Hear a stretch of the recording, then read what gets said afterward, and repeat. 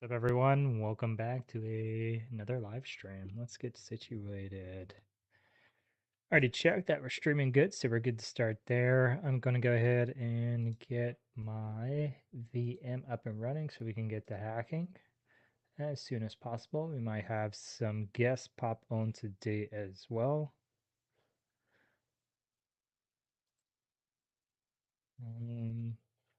Yeah, and we will find something to hack on. I don't remember. I think we were doing a web app or something last time before we hopped off. But I'll get us a clean slate here. And then we'll get moving along. How's everyone been doing? Got anyone in chat yet? Been a pretty busy week. I had to, we have went ahead and stopped streaming on Tuesdays. So I'm not streaming on Tuesdays at the moment. We're just doing Thursdays because I'm trying to do all my podcasts on Tuesdays now. We've just started going with two of those, rocking and rolling. Um, time, time is always, time is always a problem. All right, let's see. Let's see. What's the over and under for if try hack me will kick me out again? It did it. It did kick me out. All right, let's log into this bad boy.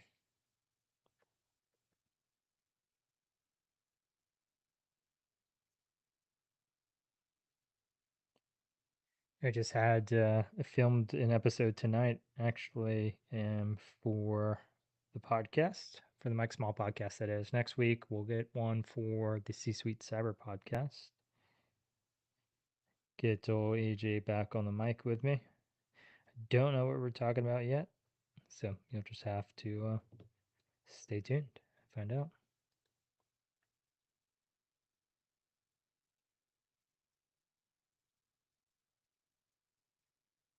Feel quiet as I type in a password because I will mess it up. Anyone going to DEF CON, do me a comment below. Happy to meet up and hack some stuff with you. Should be meeting quite a few people there. Be fun.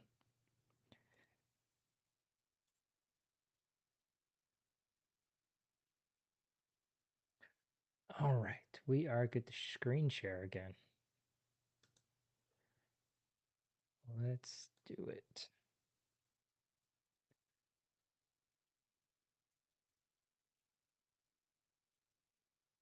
All right. I haven't got out of everything yet.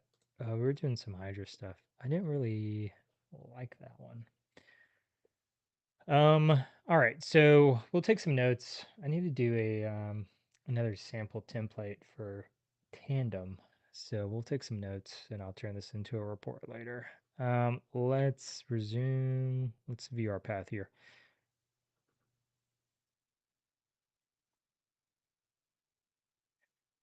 Boom, boom. Advanced exploitation. So we can do some more web stuff. Oh, HackPark is what we were doing. Gotta fix my hat here. Yeah, let's pick up HackPark where we left off. Does this actually have an intro? No, it has a walkthrough. We could actually follow a walkthrough before change. And then I can spend more time explaining funky sections. So we could try that. Although I'm not sure if you'll be able to see it or not if I do that.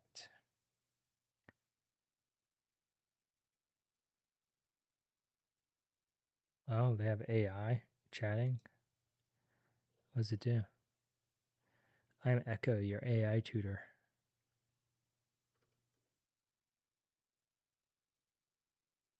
It is unable to receive messages though, so that's not very helpful.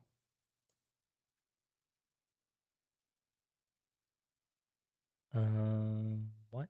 Yeah, okay. So it chats, but can't chat at the moment. Okay. I'm still getting our IP here. What we are going to do is, yeah, figure this out. I think we were stuck at trying to, one, find the name of the clown, and then we were trying to get Hydra to work. And it was being a pain. Run the following command, but fill in the blanks. And I think we tried to run it like this, and it didn't work. And we were missing some stuff. Like it has the IP here, but it didn't have all the other information. And then down here, it was telling us how to run it. So this one was one of the funky ones that doesn't necessarily work. They do a bad job explaining, I think, at least. Let's see, brute force against a protocol of your choice. You can use Hydra to brute force usernames as well as passwords, and it will loop through every combination. Attack a Windows remote desktop with a password. So, yeah, we can pick back up. Well, we'll go through this up here. We'll let it run, and I won't think I'll play it. We'll just look at the commands that it's doing, and we'll hack with it. So let's just get this going in. We always have to reset it. All right, that should get us working again, and we'll go ahead and open up the terminal. There, I just right-clicked and then said choose terminal. I just do sudo su because some things require sudo, some don't. I don't feel like typing in password every 5 seconds. Yeah, so come at me in chat. I'm lazy. But I reset this box all the time, so no biggie. All right, so we're going to ping this host, make sure we can hit it first, and then we'll start working through our stuff. So it doesn't look, oh, this might be one of the ones you can't actually ping. So what we can do is go check out the web protocol here. I'll just do 80 and it should auto correct and realize it's HTTP.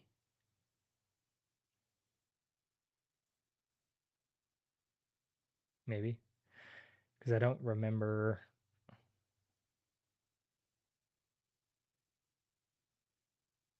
I don't remember what ports were open. So we'll just kick off a scan real quick. Oh, okay, so that was right.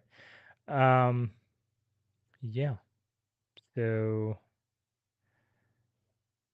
this is one of the ones. So it was that we have port 80. So for those of you studying for your Sec Plus certification, these are ports you should start getting familiar with. So TCP, UDP are different. You don't hardly ever see me do UDP stuff in these labs.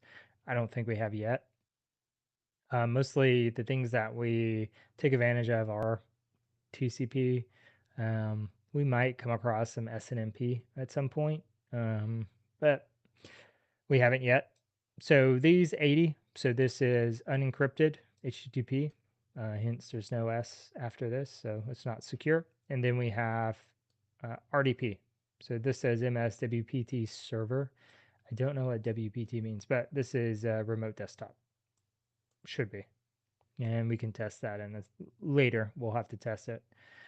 Okay, so let's start this video. It's probably going to start with a scan. I'm going to turn the volume off because I don't want to listen.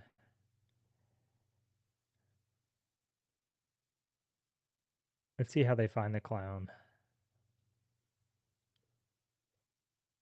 Is that Pennywise? I did not know that was Pennywise. I've never seen that movie. It, I think. Okay, I think we zoomed in way too much and it didn't make this much bigger. Okay, we can see this. Perfect.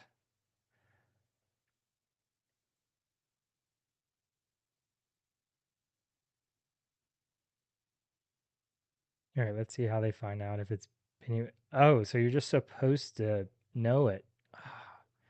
Sheesh. I think there's a Mr. Robot one that was kind of like that. Let's So we can go ahead and answer that. What a shame. All right, so there's that. All right, so the next thing is I was struggling getting our command straight for Hydra because I never do it, and I think I was going to switch to Zap to do this. Let's take their query and start working on it. Let's go ahead and replace the things that we do need to replace.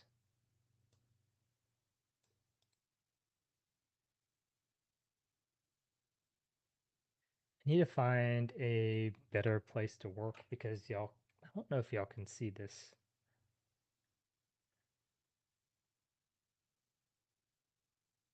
You would expect them. So tab size, file type, doesn't let me zoom in. Oh, select font. Here we go.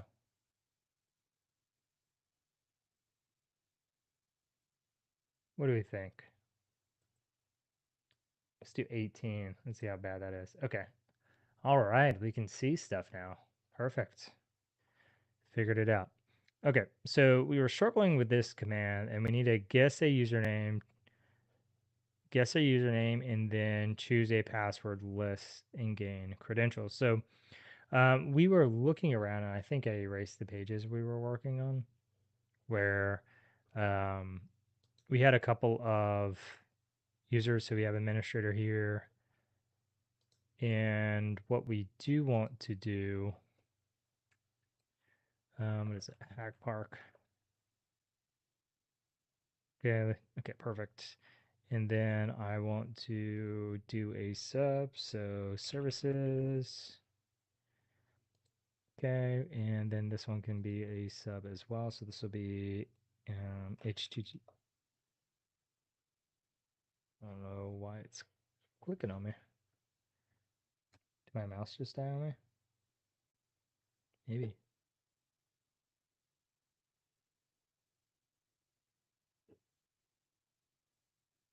I think my mouse died.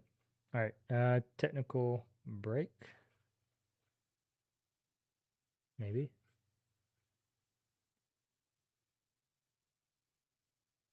Turn it off and back on and see what happens. Okay, we're good for now. So we'll do this. So we have port 80 here. And what we want to do is start documenting things that we see. So we could take screenshots of this. I'm not super interested in doing that yet because I haven't found anything. This is interesting that it is a blog engine.net. So we can kind of split these up into users and technology. Both could come in handy. And yeah, we'll keep looking. So we have visitor 1 that may or may not be a potential user.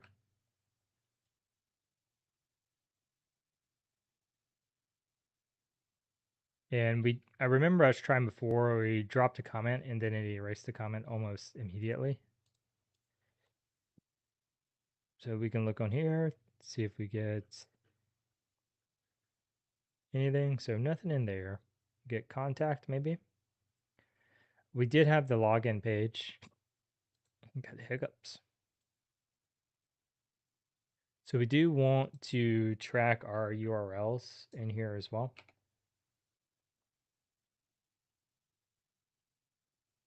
Because these, like I know we have to log in later and we're going to have to build our attack around the login.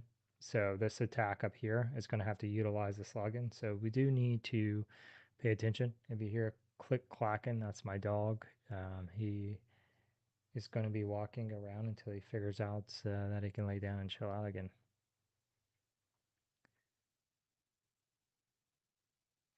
All right, so let's continue.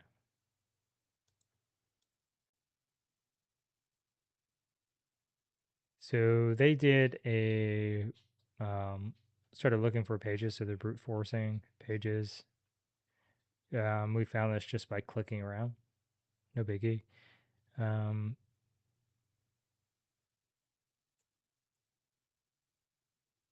think, did we do default username and passwords on this one? Maybe not. Let's see. Nope, didn't work.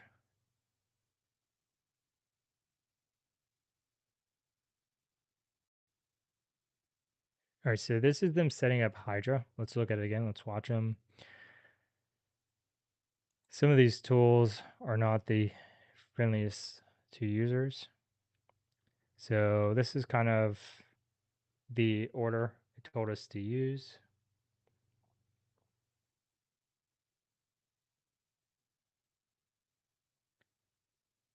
So we know that's post, and they're about to launch the attack. See if it works. I don't think this worked for us.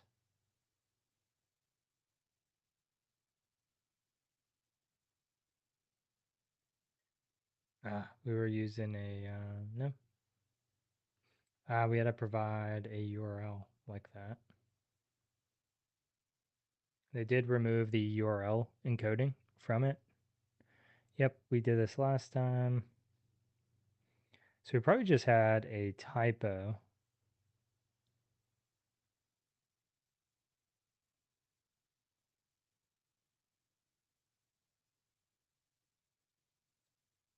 And so he's adding verbose to it. So it looks like he's just guessing admin, but we do know the user is administrator, so maybe he'll change that. But he could also be using it. Okay, he's adding in his tags or his, forget what they're called, they're the variables or placeholders.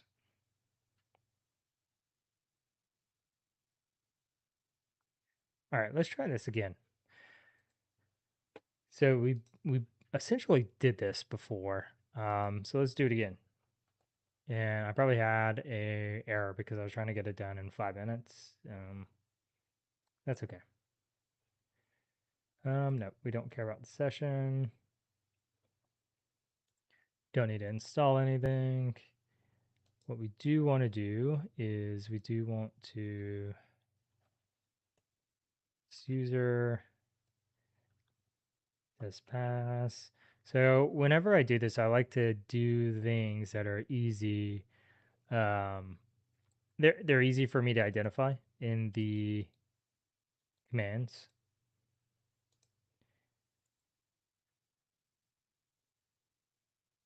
Because sometimes if you don't do that, then you could have some time trying to identify stuff. Trying to identify where your password and your user, the strings, not the strings as in a URL strings, but the strings that as in they're just strings, characters. So we definitely want to make it easy for us to find them. Now let's put our URL in here. Okay. So here we go.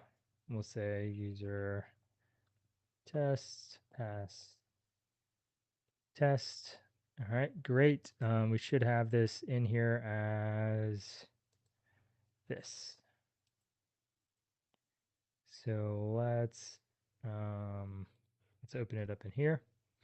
So this is where he was pulling the information. So in the thing, he had this, the IP, he also had this here. So format is this, this. He got rid of the URL encoding. So this, and then I'm trying to remember what his other formatting was. So he basically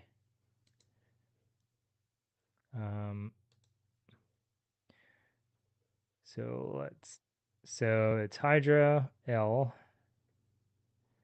admin. So we just did admin rock you this, and then he put this in quotes, did a slash, did colon, and then put all that in quotes, and then he added the tags here for the user and password. So let's make sure we do that. So here, colon, put this in quotes.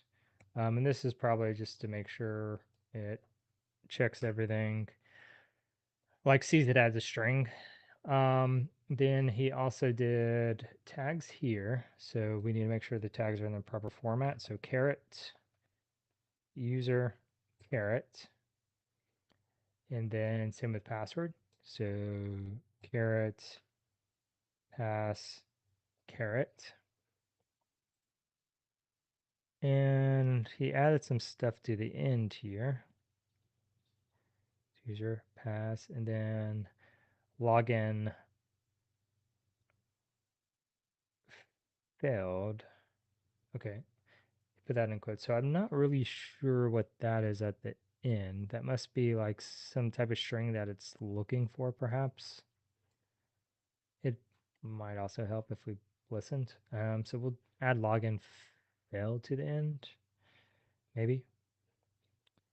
Let's do administrator.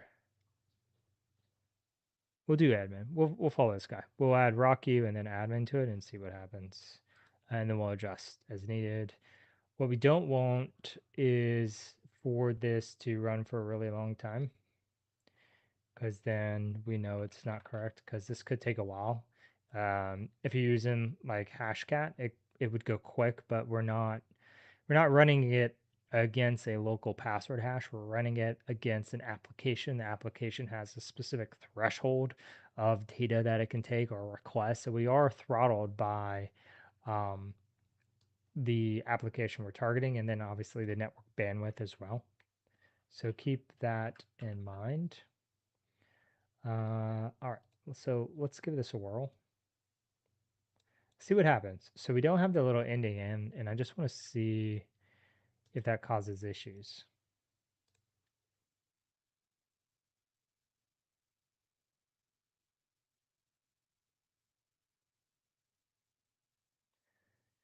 Let's see. It says requires 3 arguments separated by colon, which may or may not be null. So let's see what the 3 arguments are. So we got 1 argument. Well, we got 2. So whatever's to the left of the colon, so everything before admin here and then everything after. And so we do need 1 more colon down here, but I'm curious what it is supposed to be, and I think it's how it's looking. Let's see.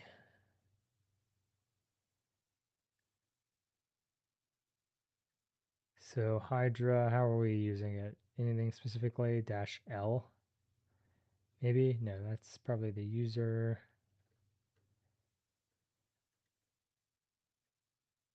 Form proxy, these are all those things.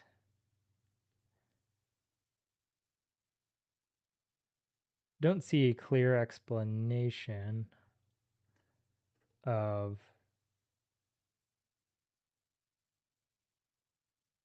what the 3 arguments are. What a sad time. You know what we have? We have ChatGPT. So we can ask. Say, hey, what does this mean?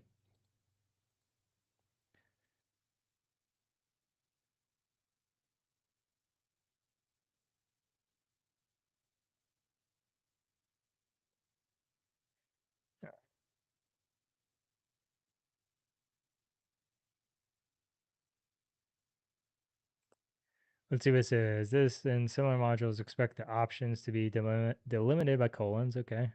So 3 essential components, the URL, the post data, and the string to check. Okay. So it is what I expected it to be. So that may be that may be difficult for you if you don't do this very often. You have to identify the string that identifies whether or not it is successful. And so let's look at that real quick. Let's take a pause. So if we look at the application, this is what it's looking for in the response. So my guess is that the way this is working, it sends the command, looks at the response for our string, which is login failed. And if it finds any, if this is missing, then it is a success. So that's my interpretation here. So if we're wondering how all these pieces fit, which you should be, right? We should understand how all the pieces work. This is what it means.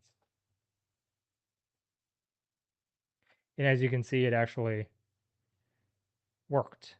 So login failed, one targets completed 16 valid passwords. So that doesn't make sense that we have 16 successful passwords and that it finished that quickly. That's pretty wild to me.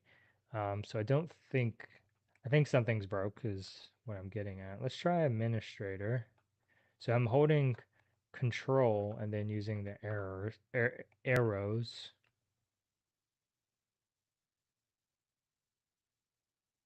And we get the same thing. And spoiler, it looks like it's roughly the same ones. So there is an error. Let's see what this person then. Let's see if they had the same errors.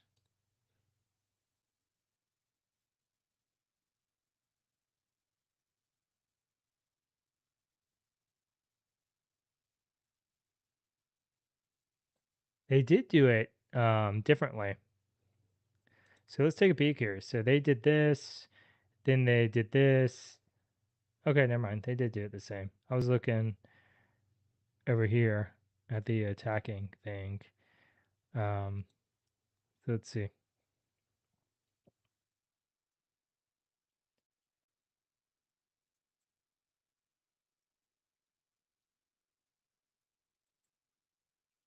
So let's add the dash VV, see if that changes anything. I don't know why it would. We do obviously have not good answers. None of these match up. So let's see if there's something wrong with our syntax here. That is all correct. That's correct. That's correct. We did all that correct as well. That's there. We didn't have to mess with the URL encoding at all, which is okay. And login button equals login failed. Let's just make sure that looks correct. Login button equal login failed. So all that is correct. So something is just really goofy with this. Maybe we can tweak it to keep going. See, there is an uppercase and lowercase. So it should be lowercase l, capital P, post form. We have lowercase l, capital P, it should be post form. So for all intents and purposes, this looks accurate, unless I'm just out of my mind here. So these, they don't actually have VV on. So I'm wondering if we can just have it keep going, or if, so we don't want that, or if we can, or if these are just the same.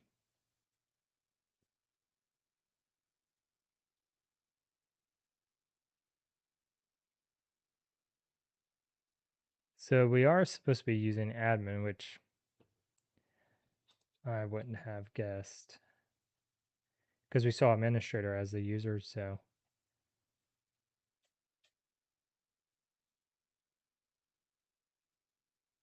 So show it for each attempt.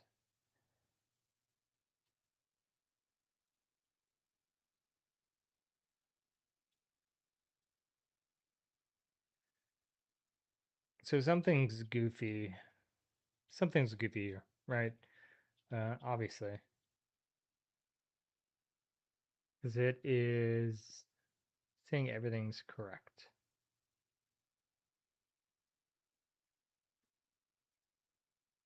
Hmm.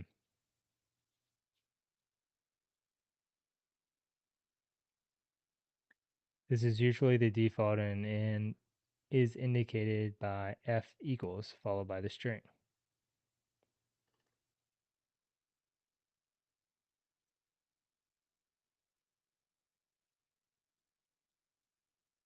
Let's see. Let's see if we can find Hydra's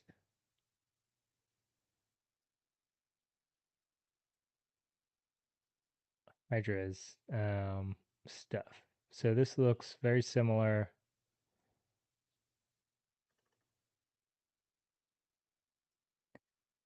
Similar to ours, your login information was incorrect. You can also use it so it is clear what you're trying to do. Let's see. So let's try adjusting our command to a equals f equals here. So same results. And is there a misspelling here? Login failed.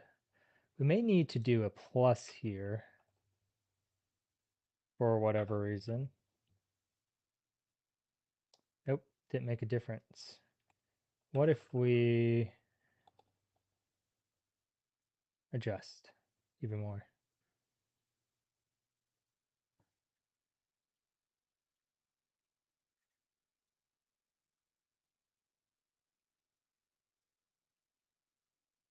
So that's kind of interesting, right? Where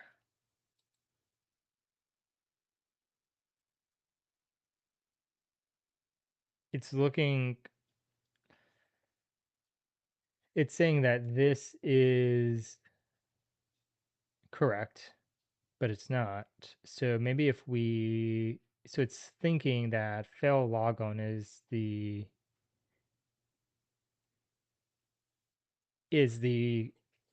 success string, which is weird because we did give it the thing it was supposed to have, which is f equals that. Um, hmm.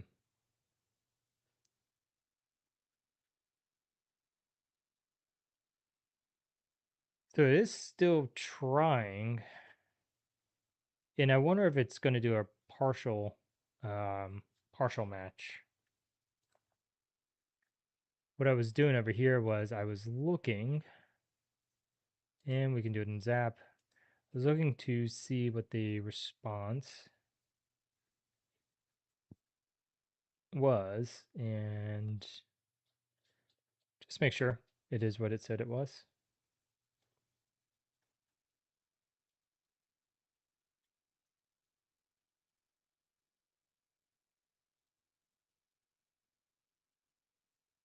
But I don't see it here because this is just a code, but we should see somewhere where it just says login failed.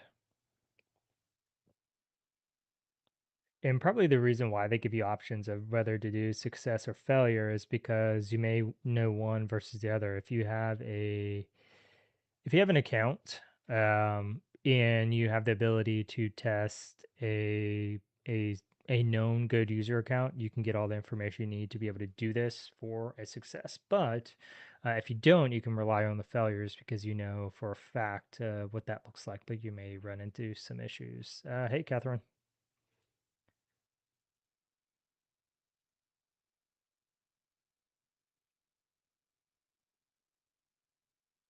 I'm curious why we don't see the login failure here, but it could just be in a different one.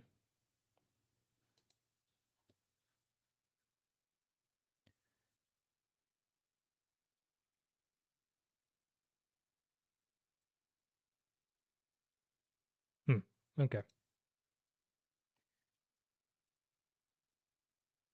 view page source. It probably has some of our SQL injected, or some of our JavaScript injected for how we're using Zap, actually.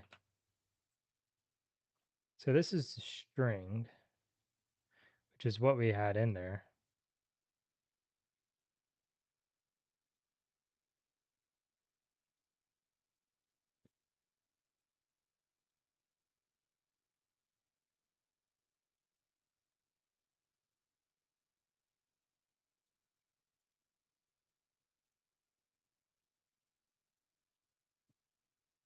Let's try.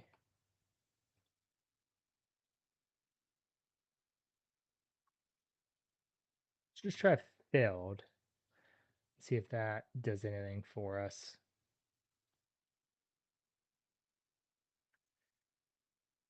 So partial match would be lovely, but we still get it. We still get the success, which is bizarre. So I bet if we counted those, it'd probably be 16 of those. Oh, I heard a sound for a second. What? I'm trying. Hang in there. You got it. We believe in you. Let's see. Okay. Perfect. I think. Yeah, right now we're trying to figure out how to get Hydra to work. I've always had issues with it, but we're giving it a go. Interesting. Okay. Yeah, while this is doing it, we'll see if it'll work. Actually, let's change the username back to what it's supposed to be. So we're doing some password guessing against an application. Have you ever done that before? Nope. Actually, I just had someone ask me, my friend just asked me a minute ago, because I was giving her the advice that you had given me that whenever you create a new password, you should do like the one that it creates the difficult password for you. That option. And then she said, but when you go and look at that, like in your phone, it keeps those passwords. She said to unlock that, it's just a 4-digit code. She's like, so what's stopping someone from breaking that 4-digit code to get all of those passwords, to get access to them? Well, that's a really small code that she set, first of all, but Oh. yeah, Well, but I've never even looked, I didn't even know that it was a option on your phone. yeah, you're supposed to set that, but there is like kind of a fallback. So if you attempt to put in the wrong passcode too many times, it'll increase. I think it doubles like how much time it takes in between where it will let you try again. So it's kind of funny. Okay. So there is that, but yeah, 4-digit, there's only so many variations, but so 10 variations so it's 10 times 10 times 10, so 100 times 10 is 1,000 times 10, so 10,000 variations. So that would be pretty difficult to do by hand. For just 4? Yeah, because it's 10 to the power of each one. So there's only Oh, I 10. see. Yeah, there's only 10 variations, 0 through 9, and then each one it's Gotcha. that. So yeah, basic statistics. The only thing I remember from my statistics class. I love my statistics class actually. It That was one of it was one of the easier maths for me too. I was like, oh, interesting. mhm. Let's see. Is this in Try Hack Me This or is no? Try Hack Me. We are doing HackPark. Let's see. So I started doing HackPark. I started doing it last time, and this was the second one I had started, and I ran out of time. We had a lot of really good questions, a few people on there, so I was drawn in answering questions, and I didn't get to finish the second one, which is totally cool. That's awesome. I'm trying to zoom in, see what we're doing. Okay. Oh yeah, I can zoom in on some of this stuff. So Oh, it's basically, mine zooms in perfect. If yeah. okay, that's Okay. cool. I try to zoom in enough. I've been getting better about zooming in, so when I put this on YouTube later, people can actually see what's on the screen. Oh, that's true. Yeah, but basically, we found a login site, and the question was to um, try to identify the password by guessing using Hydra. So Hydra is a tool that allows you to basically throw passwords in an application. Um, the thing to keep in mind for you, because I know you're trying to get into pen testing, is that cracking a hash locally, right? Hash is typically done locally versus trying to crack a password or guess a password on an app remotely is different because the remote one you're throttled by the network bandwidth one and how many requests the application can handle at a time two, where in your think you're talking like maybe hundreds a second, which sounds like a lot, but it's not. Um, where with a password in my hash cracker upstairs, I can do like 80 million a second or something like that. So it's significantly different, Wow. you know, because you don't have all that in between you. If the hash is there and you're just running using your GPU, so your graphics card is actually what's cracking, doing all the guessing. And it essentially what it does is you give it a word list, it hashes that each word in that word list, compares it to your hash and looks for a match. So it does that with everything in your word list. So how do you come up with a word list? Like how do you? Good question. So there's some classic ones people use. So Kali has Rock You. That's pretty much a classic. Whenever I'm doing password guessing in real life, I will run Rock You, but there's a couple of other variations I'll do.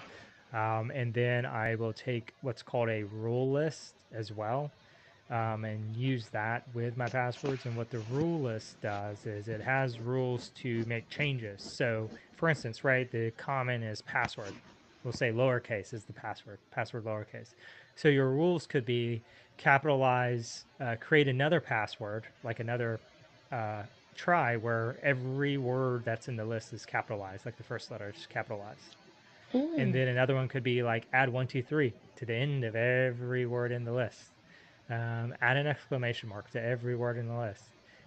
So it'll just basically explode the number of passwords that you're going to be that are in your password list that it's trying, and it's way more accurate. Well, it's not way more accurate, but it's way more effective. There you go. That's the word. And so where is it going to spit out the password to try? Like, So it's doing it in the background in memory, and when it figures it out, it'll put it on screen. Hey, I guessed it correctly. Here you go. oh, Yeah, because I mean, it doesn't really make sense to have millions a second flooding the screen. You'd probably over like have some kind of buffer issue because it can't handle that. Well, I mean, you wouldn't be able to read it that fast either. So, right. I mean, maybe you might have gotten that good in school. Does your And so brain then work you that would, fast? no, no, I would be a millionaire. What, so you would just type it in there and then that's it? Type the No command user? and let it rip. Yeah. So, like when I'm doing hash cracking, so sometimes like we'll do it probably maybe tonight. We'll see. Um, we'll get hashes and we're not even worried about guessing the user because we just have the hash. And typically when you get the hash you get the user too. So you're just straight up just crack this hash, and then once you get it you can log in with it essentially. That's awesome. Yeah, in a lot of cases, so like with NTLM hashes which you get from Windows, you don't even need to crack the hash. The hash is as good as a password in a lot of cases. Oh. Yeah, I'll show you some of that. um, Holy smokes. yeah, it's pretty wild. So what I was looking at was this, trying to figure out what they did differently. So the issue we had was that it was saying all of my tries were correct. So obviously something's wrong. And I'm not sure why. So it's kind of crazy, but it is guessing actually over 1,000 a second. Where do you see that? So on ours we can see that here. Oh, a minute. Sorry, 1,500 a minute. So that's not terrible. But I'll go ahead and kick it because it shouldn't take that long. What I was trying to do was, theoretically, if you put this failed message here, it utilizes it, and when it doesn't see it, then it knows it's cracked. It's guessed the correct password. But when it does see it, it knows it needs to keep trying. That's the idea. And we have like these little characters here. Mm-hmm. This says own success. We were using failure, but it wasn't working. It was not doing what it was supposed to do. So I'm just trying to get it to work, playing with it. So sometimes tools break. It happens. You just have to keep rolling with it and find an alternative. So that's why it's always good to find multiple ways to do stuff. So for instance, we can do it in Zap. It won't be as fast because I don't think it's using multiple concurrent things, but we can give it a whirl. Let's see. So we'll change the user here. We do know it is admin, and we'll save that. And What's so this is Zap. Have you ever seen that before? No, I was just asking that. So Zap is what you call a transparent proxy. So it allows us, whenever we do a web request, we can capture it and then modify it on the way back to the server. So that's kind of cool. Okay. That is pretty cool. So it allows us to do a lot of stuff. So believe it or not, you don't even see a majority of the stuff that occurs on a system. And there's a lot of checks that websites will let the user do on their side. So we're taking advantage of that in some cases. Not really this one, but yeah, I'll show you what I mean in a second. So this is the word list. It's in Kali. You just have to unzip it. So RockU, very famous. There's a good Darknet Diaries episode on this. I never knew the story until I heard that podcast. Very good. And I'm trying to think. I don't think I've heard that one. yeah, it's so good. All right, so let's start fuzzing and let's see if it works. So the bad thing with fuzzing, so fuzzing just means we're having this tool try different things in a specific space. And if you remember, I just basically set the username, which we know because the guide or whatever, but we don't know the password. So in the where my test password was, we're attempting everything from RockU. It's just throwing it in there, trying it in there, and then trying the next one until it's done.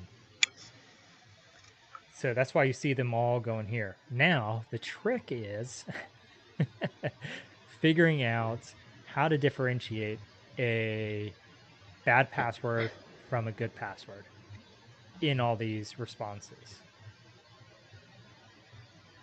Yeah. So what I mean is that typically, if you think about a web request, right, a bad password will generate something different than a good password, right? So this one's telling us login failed, I think is what it's saying.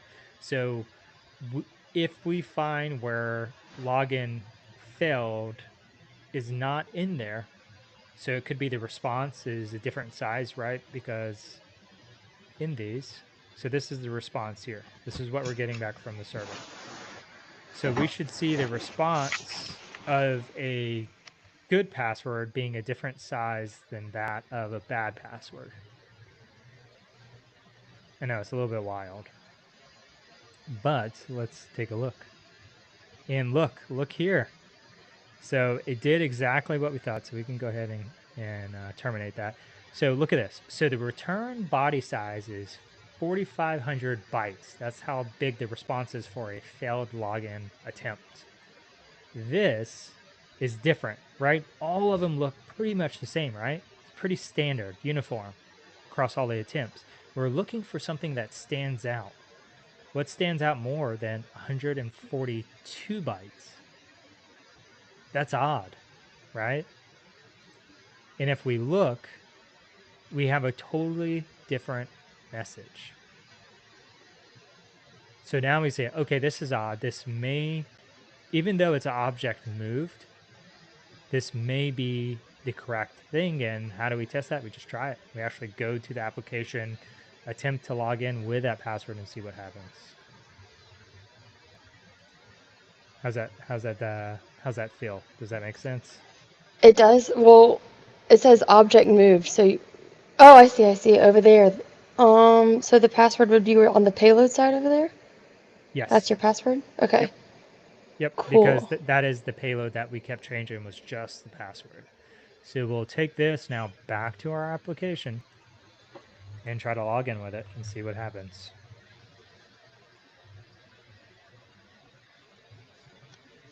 And look at that. It worked. That was cool. Awesome. So now let's see if there's a question we can answer. So guess a username, choose a password list, and gain credentials. So I'm not sure what it's asking for here. Maybe the password. Okay, that's what I wanted there. All right, so we will mark this in here. So what we'll do is we'll do pages at the bottom, because that's probably going to be the largest section here. And we want to do credentials, and we'll do admin. And so this is just general way that people do stuff, is they'll just do username colon password. So if you ever see that, that's what that means. The colon is the separator between the username and password. And this is you just taking notes? Yep, just taking some notes. I tried to look to see if I could make this text bigger. Wow, I have hiccups today, but I couldn't find a way to do it. Change case, maybe? Nope. Toggle font property. Nope.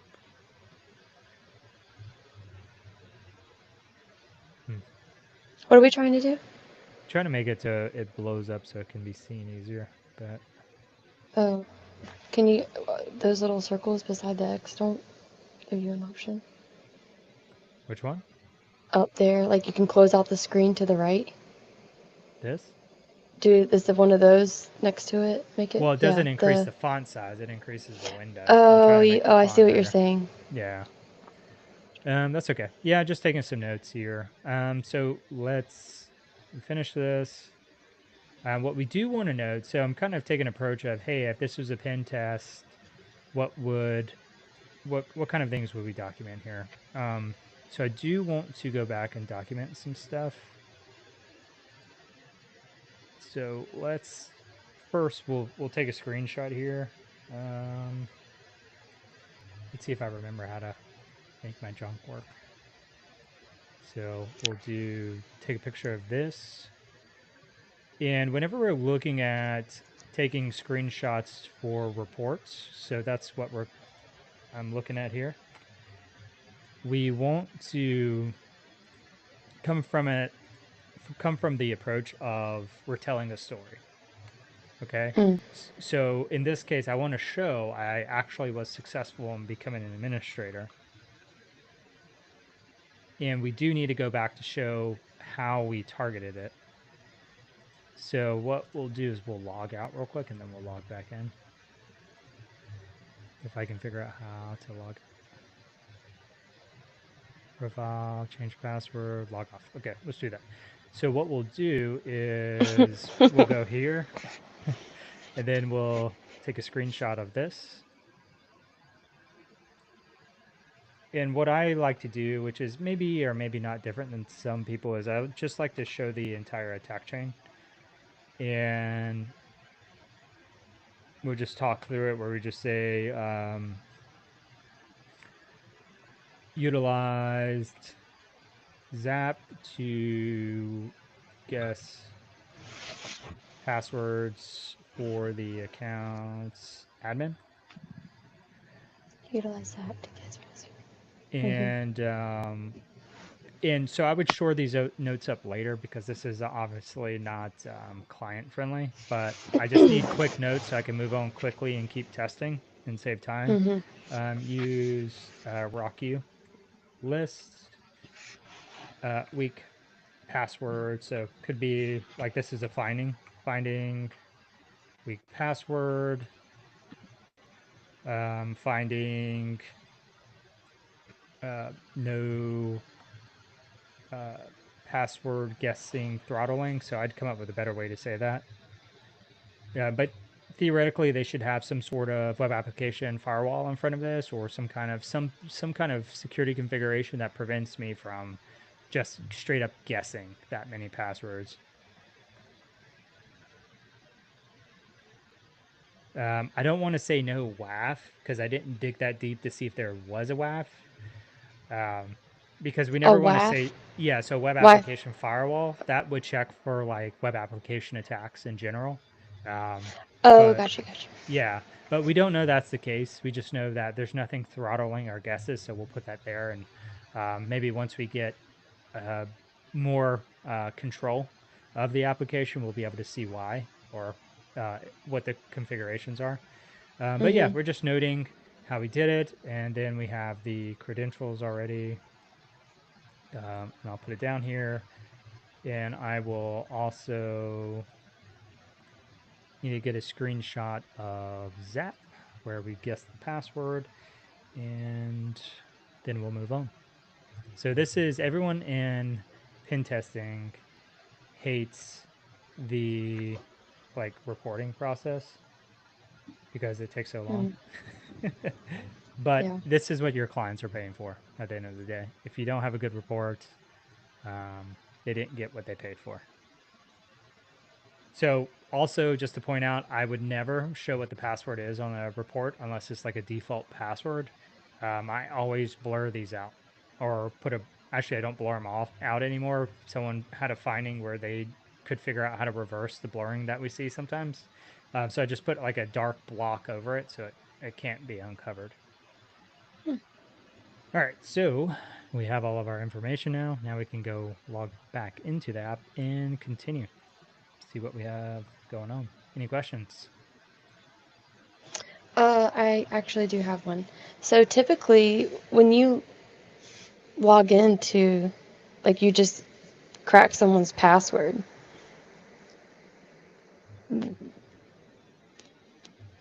would Or there not be an email sent to them or the company that another computer logged in? Like, it isn't their typical, uh, like someone signed in on another device type? yeah, so you're expecting every application to be the same. So maybe Facebook would, maybe Google email would, but most applications don't do that. Hmm. So every application is very unique, and it only, the great thing about writing code is it only does what you tell it to do. So if they haven't built in that security feature, then the answer is no. And that could be a recommendation too, right? If you're a web app penetration tester, you could come up with whatever recommendations you want to come up with. That obviously you want them to be in line with industry best practice, but they should be practical. So in this case, I would say one, the biggest thing you should be doing is throttling guesses, right? If I'm guessing more than 10 a second, you should block me. Put an IP block. Do not allow me to touch the application because no one should be doing it that quick. Very easy implementation as well. Um, if if you're suggesting that as a long-term approach, you could say also in the future consider adding a feature where the user is notified when someone logs out from a different or logs into it from an unusual location. It sends them an email. So that could be an additional layer that you're suggesting to your client. Okay. Yep. Because that's kind of the thing. As a penetration tester, we are consultants at the end of the day. We are really good at what we do, but we're consulting the client. We're never making the changes. We're just advising them, which is the consultant piece here. So it's always up to them. I mean, I've had clients that I've had multiple years in a row, and I always test the same findings again if they never got a retest. Where, like, so retest, just back up real quick, is I give you a report with all these findings, and then I say, hey, do you want me, after you fix these, do you want me to go back and make sure your fixes worked, that they actually fix the issue and I can't perform that same attack again. Most of the time they say no. You know, a lot of clients are like, oh no, we'll take care of it, whatever. And so if I don't have a retest and I have this client year after year, I'll go try the same attacks that worked previously just so I can say, yeah, they're still here, or cool, moving on, you got some improvement. But I will check them, and a lot of times they're still there. Same attacks work year to year after year, which is wild to me. They pay me all this money for my advice and don't use it at all. Wild. That is very interesting. Yeah. All right. So the next part here, we are an administrator in this application. So when Okay. we're thinking about hacking, right? If this is, say, a network penetration test, our goal isn't to take over a web application, is it? It's typically our goal is to get access to something within the environment. So our job is to leverage this access we have. We now have administrator access and try to get access to the underlying operating system. So we need to move from the web app down deeper onto the operating system itself so we can run commands on that system, not just this application. So that's our journey here. Got it? Does Okay. that make sense? We're going down the rabbit hole a little bit. Mhm. Okay. All right, cool. Let's rock and roll. So once we get access like this, kind of the general practice is to click around and see what it is, or just look up exploits for that particular thing. So a lot of times, time isn't on your side as a pen tester, and you may just look for the most efficient route, which is to say, okay, I can now get a version.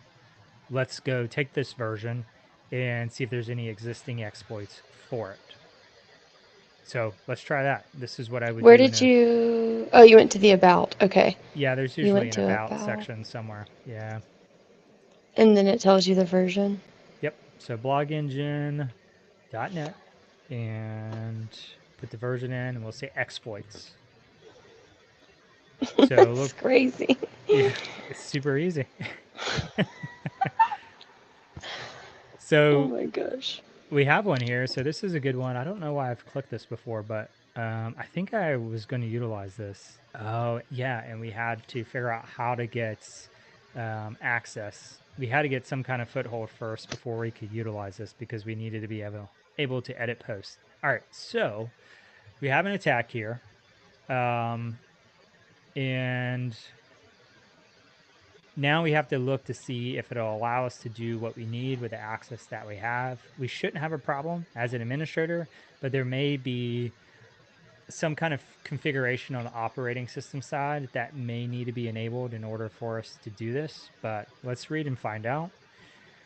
Let's see. First thing to point out, if you've never seen a CVE, this is the year that it was identified. So this is from back in 2019, 6 years ago. Let's see, path traversal vulnerability leading to RCE, remote code execution. Perfect. So that's what we want. We want RCE. That is a direct path to running whatever command we want on the underlying system as whatever user this application is running as. So that's the key. It's whatever, if we run a command on the operating system, we're running it with whatever user this application is running as. So that's So also the administrator. danger. No, that's the user for the application, not the user on the system. So the Huh. system could be running as whatever. So I think this one's running as IIS app pool or something, perhaps. So you got to think about it. Application, right, is a whole different subset of users. Those users specifically only have access to the application, not the underlying operating system. Think about it, because I wouldn't give you, like, if I had an application I gave you access to, I wouldn't want you logging into my operating system itself. So they're two Right. different components, but everything has to run as a user on the operating system, including any processes related to the web app itself. Okay. A lot of I need to get like a board where I can draw and show these relationships as I do this. Future I upgrade, maybe. I think of that meme where it's like yarn. And he's like, It is. You're just pulling, and that's kind of a hard concept people have, where they're two different things, and that's why when we take over a web app, that doesn't mean we're fully privileged on the system. We just have whatever they were running the application as, which is maybe I was going to say often. We'll go with often. Often like a lower level user. So it's not going to typically be administrator. You may look up and have straight admin access out the gate, which is, but not always. Don't expect it.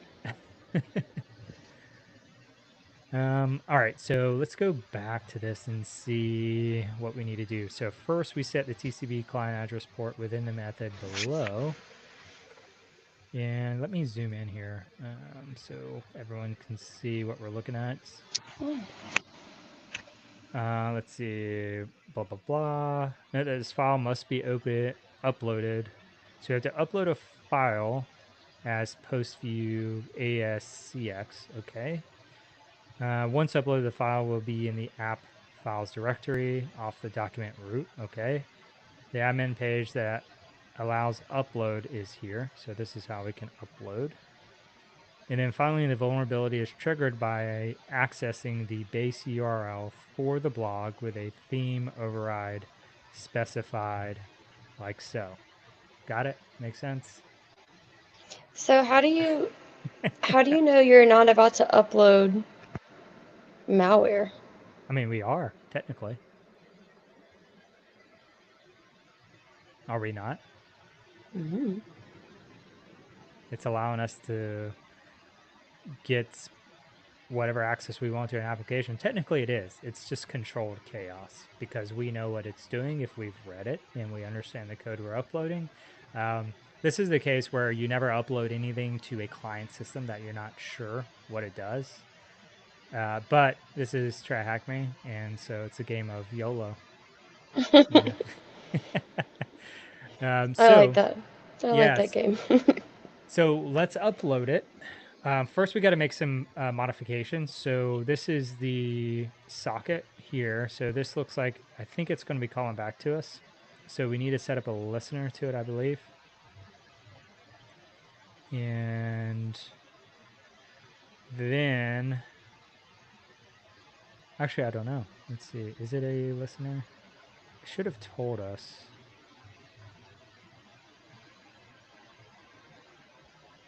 Yes, it is a reverse TCP listener. So we need to set up a listener to catch this callback. So let's go ahead and set up our listener. This thing's still going. What a piece of junk. Let's see. Does it want to work now? Oh, now it works. Before it was choking on itself. Let's see if it'll actually find what we found before. All right, so I'll let that keep going just because. And so, do you remember how to set up a listener with Netcat? Do you remember that? Were you on a stream when we did that? I think I was, but I don't remember. Oof, That's I okay. do not remember. It's late. I think I had Margot. It's chaos. She's always chaos. Yes. So all we do is netcat. So nc is the how we access it, and we just say the arguments are dash lvp. L is listener. We're in listen mode, waiting for something to talk to us. The v is just verbose, and p is we're giving it a port. So after that, we need to specify a port. We'll just use 4443 and hit enter, and now it's waiting for something to talk to it. Okay. Now we need to upload this and get it to execute. And once it executes, we should see something saying hey to us on this listener. Fun. Like a All right, walkie-talkie channel? pretty much. All right, so I'm gonna zoom in so we can see it on the big screen.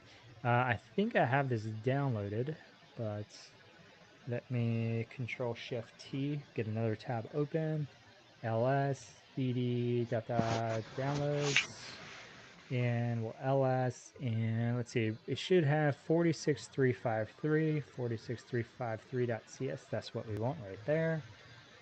So we're going to use vim to modify it. And what we need to modify is going to be down here. So down on this line here is what we need to play with. I'll zoom in for everyone. And so we need to update that. First things first. Oh, same crap. So it's not working. It's gummed up, but that's why we did it a different way. So no biggie. We do need our IP address. So if config, because this is Linux, if you're in Windows, it'd be IP config. So we'll capture this, copy it, take it over here, and we'll hit I to insert. Back. It's, I don't know why it's not working. Oh, it's visual. What the heck? All right, there we go. Now we're in insert mode. You got to watch down here at the bottom. Make sure it says insert or it won't work. Mm. So do Control-Shift-V is how I'm able to paste. I hit escape to get out insert mode. See, disappeared. Then we do Shift colon and WQ, which is right quit, but we actually need to fix one more thing. So we need to modify this port to be 4443. Otherwise, we'll never get the callback. All right, so back, WQ, right quit. Boom, we're out of there. Did that just blow your mind? You ever use Vim? I have done that before in one of my first classes, one of the labs, but I had no idea what I was doing. I was just literally following directions. Get used to it. So you get to Vim or Nano. So you'll gravitate to one and just use it. Don't worry about the other one. Act like it doesn't exist. All right, Which one? So which one do you choose? I use Vim just because I've always been using it, but sometimes I'll use Nano. Just, I don't know why. Sometimes I'm just like, all right, I'll Nano today because I'm weird. It's okay though. All right. I get it. You just gotta change it up sometimes. Got to change it up. All right, so we need to go to this page and upload our file. So the easiest way is to just paste in this. So we'll duplicate. I just did that so we could maintain our other one. We'll notice I didn't copy the IP portion because we know our IP is going to be different. And now we can upload. So the issue now is we need to be able to upload a file, which we can. And so we just need it to be, I forgot the name of the file, 46353. This one. Open. Uploads there. We see it got successfully uploaded. Now we have to find it. So luckily the exploit tells us where it's going to be located, but typically the hard part is even if we get file upload, which is we upload file to up. So I'm about to blow your mind in a second, right? So web server is doing what? It's just storing files. Just in general, a web server is just storing files. The only thing that makes it different is that it can interpret every file you upload and do something with it. So in this case, this application is running .NET code. It's just every .NET file, it is reading it and then doing something with it, which is how we get this. It's just code it's reading. And so that's what we're doing. Whenever we can get file upload, we can upload any file to the web server that it knows how to read and do stuff with. And then we just have to find it and we can trigger it to do whatever we told it to do, basically, which is what we're about to do now. That makes sense. It's a little mind-boggling. You just have to find it, though. So yeah, that's one piece. And the other piece, which is relatively easy to do, you have to know what types of files this web server will accept and read. So you have like APX. This one is a .cs file. And there's just different file types, and every server's slightly different. So we just have to keep that in mind. So if it didn't tell us where to find it, what would you do first? I'd start clicking around trying to utilize stuff. So I would have probably started trying to do different types of attacks within the admin portal. usually file upload is one of the things, so I probably would have gravitated to that. And then I'm like, okay, how do I find this file? And I wouldn't have uploaded an exploit initially. I would have just uploaded like test.txt and like, okay, I can upload arbitrary files. Step one. Step two, all right, now let's go find this bad boy. Okay. And then at that point, that's like my initial proof of concept. All right, now let's see if we can get code that it will interpret. That would be the next step for me. And then tweak, tweak, tweak until we get it to do what we want it to do. Okay.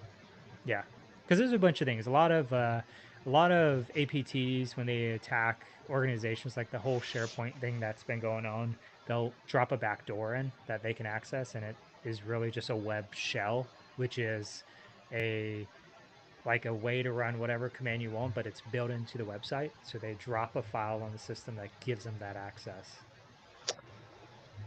Yeah, Dang. yeah, good times, right? All right. We just on Mr. Robot. That's actually how on one of the episodes he got someone fired because they had backdoors like installed on all the phones. To Mm-hmm. listen. Hmm.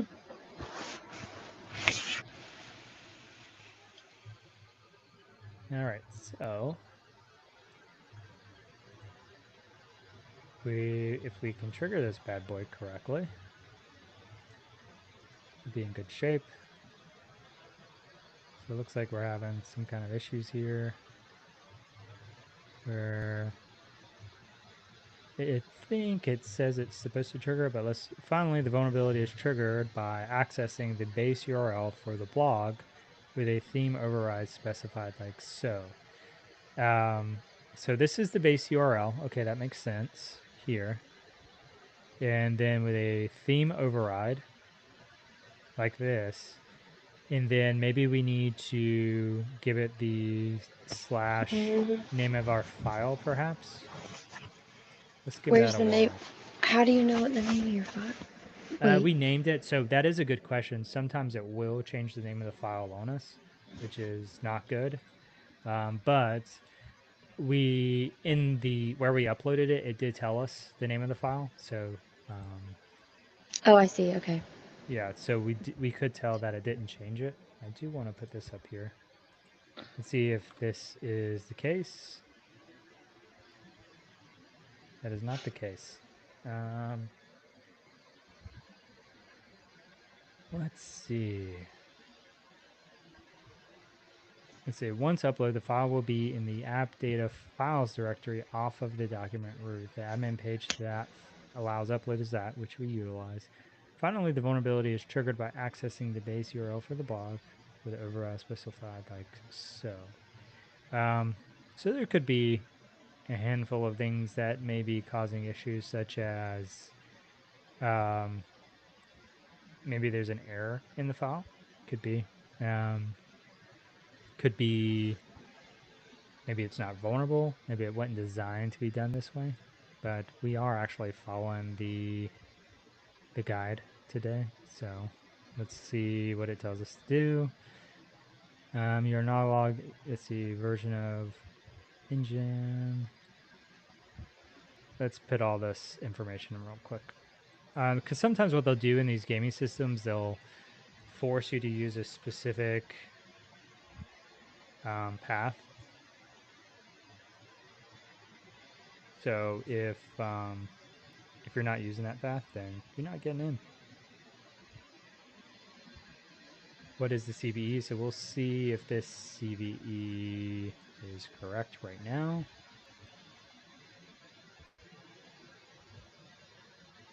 Oh, probably because we need to do this CVE dash submit.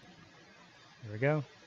Who is the web server running as? So this is this probably.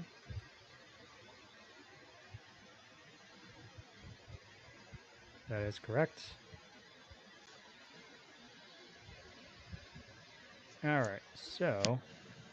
All right, so we do have the right exploit. The question is, why isn't it working? Could be a few different reasons. So let's we may not quite understand how it works still. So the reason why none of this is running is because this is all commentation, just in case you're curious. So this won't run because it's just a comment. It's not trying to interpret it at all. It's only looking at all the stuff below here.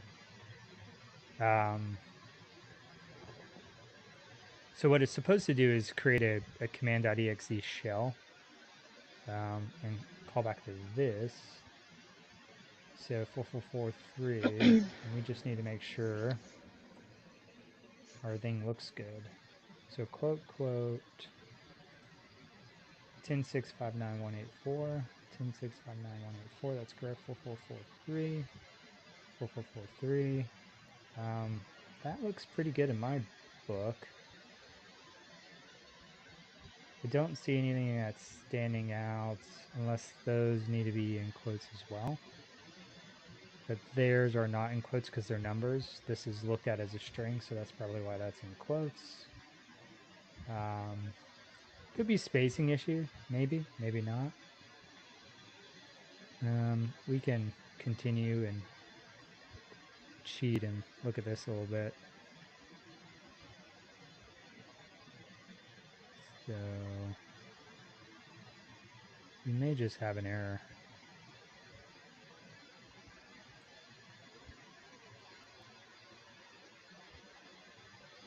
So this is pretty much what we have here.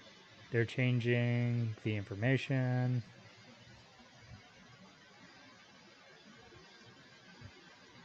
So what I'm looking for is how they trigger it.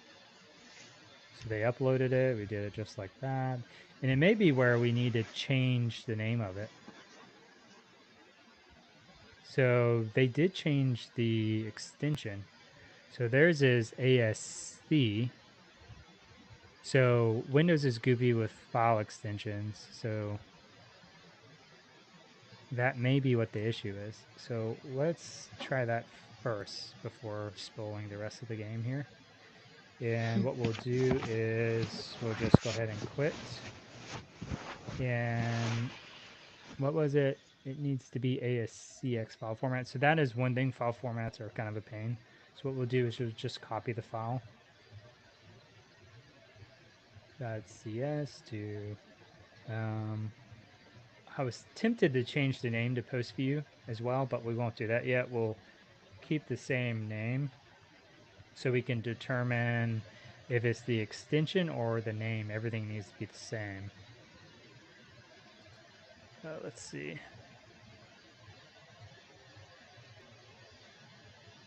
It might tell us in here, actually.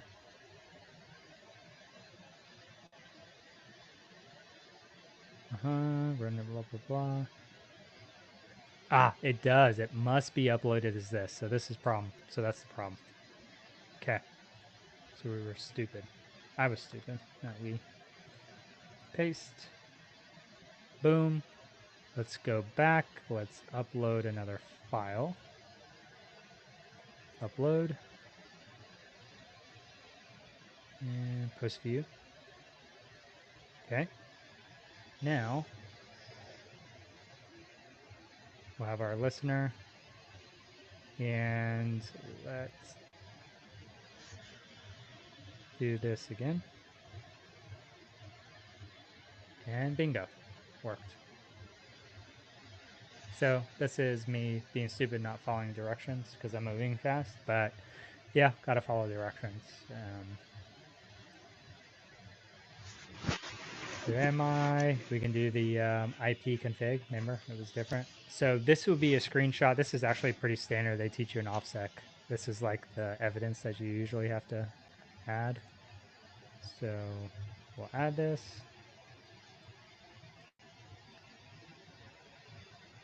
Copy.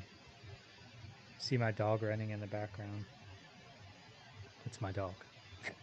I didn't even see. I'm kind of zoomed in, but his ears usually pop up sometimes. What kind of dog is it? He's a Malamute. Oh. It's a big ball of fur. I've been seeing a lot of reels about the Malinois, maybe? Oh, yeah, like the police dogs. Yeah, just like how crazy they are to have as pets. They're pretty Like, crazy, for sure. one of them just like busts through a door, literally, off the hinges. Let's see.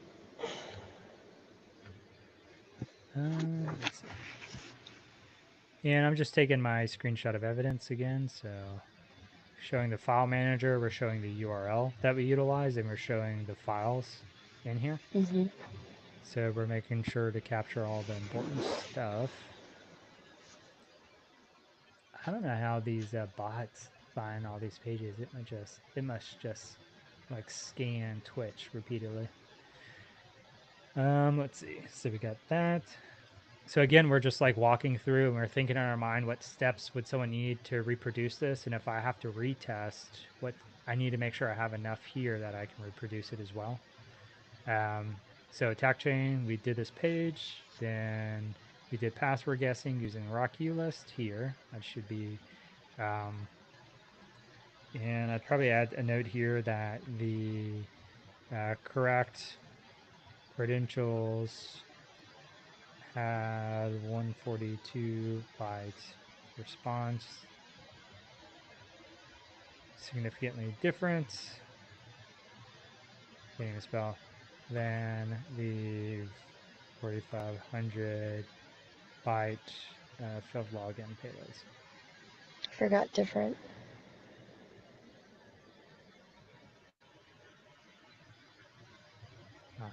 Significantly less or different.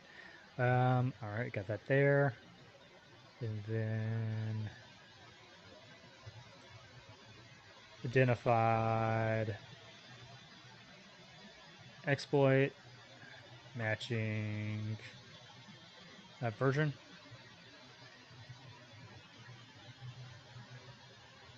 Let's see.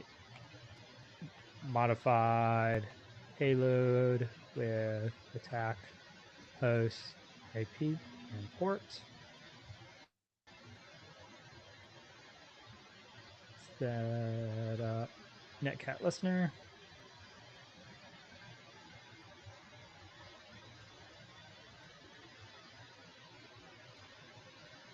Triggered payload with. So this is something interesting most people don't realize. So when we executed, the page is still running the code in the background. If I kill this page, I bet our session would drop.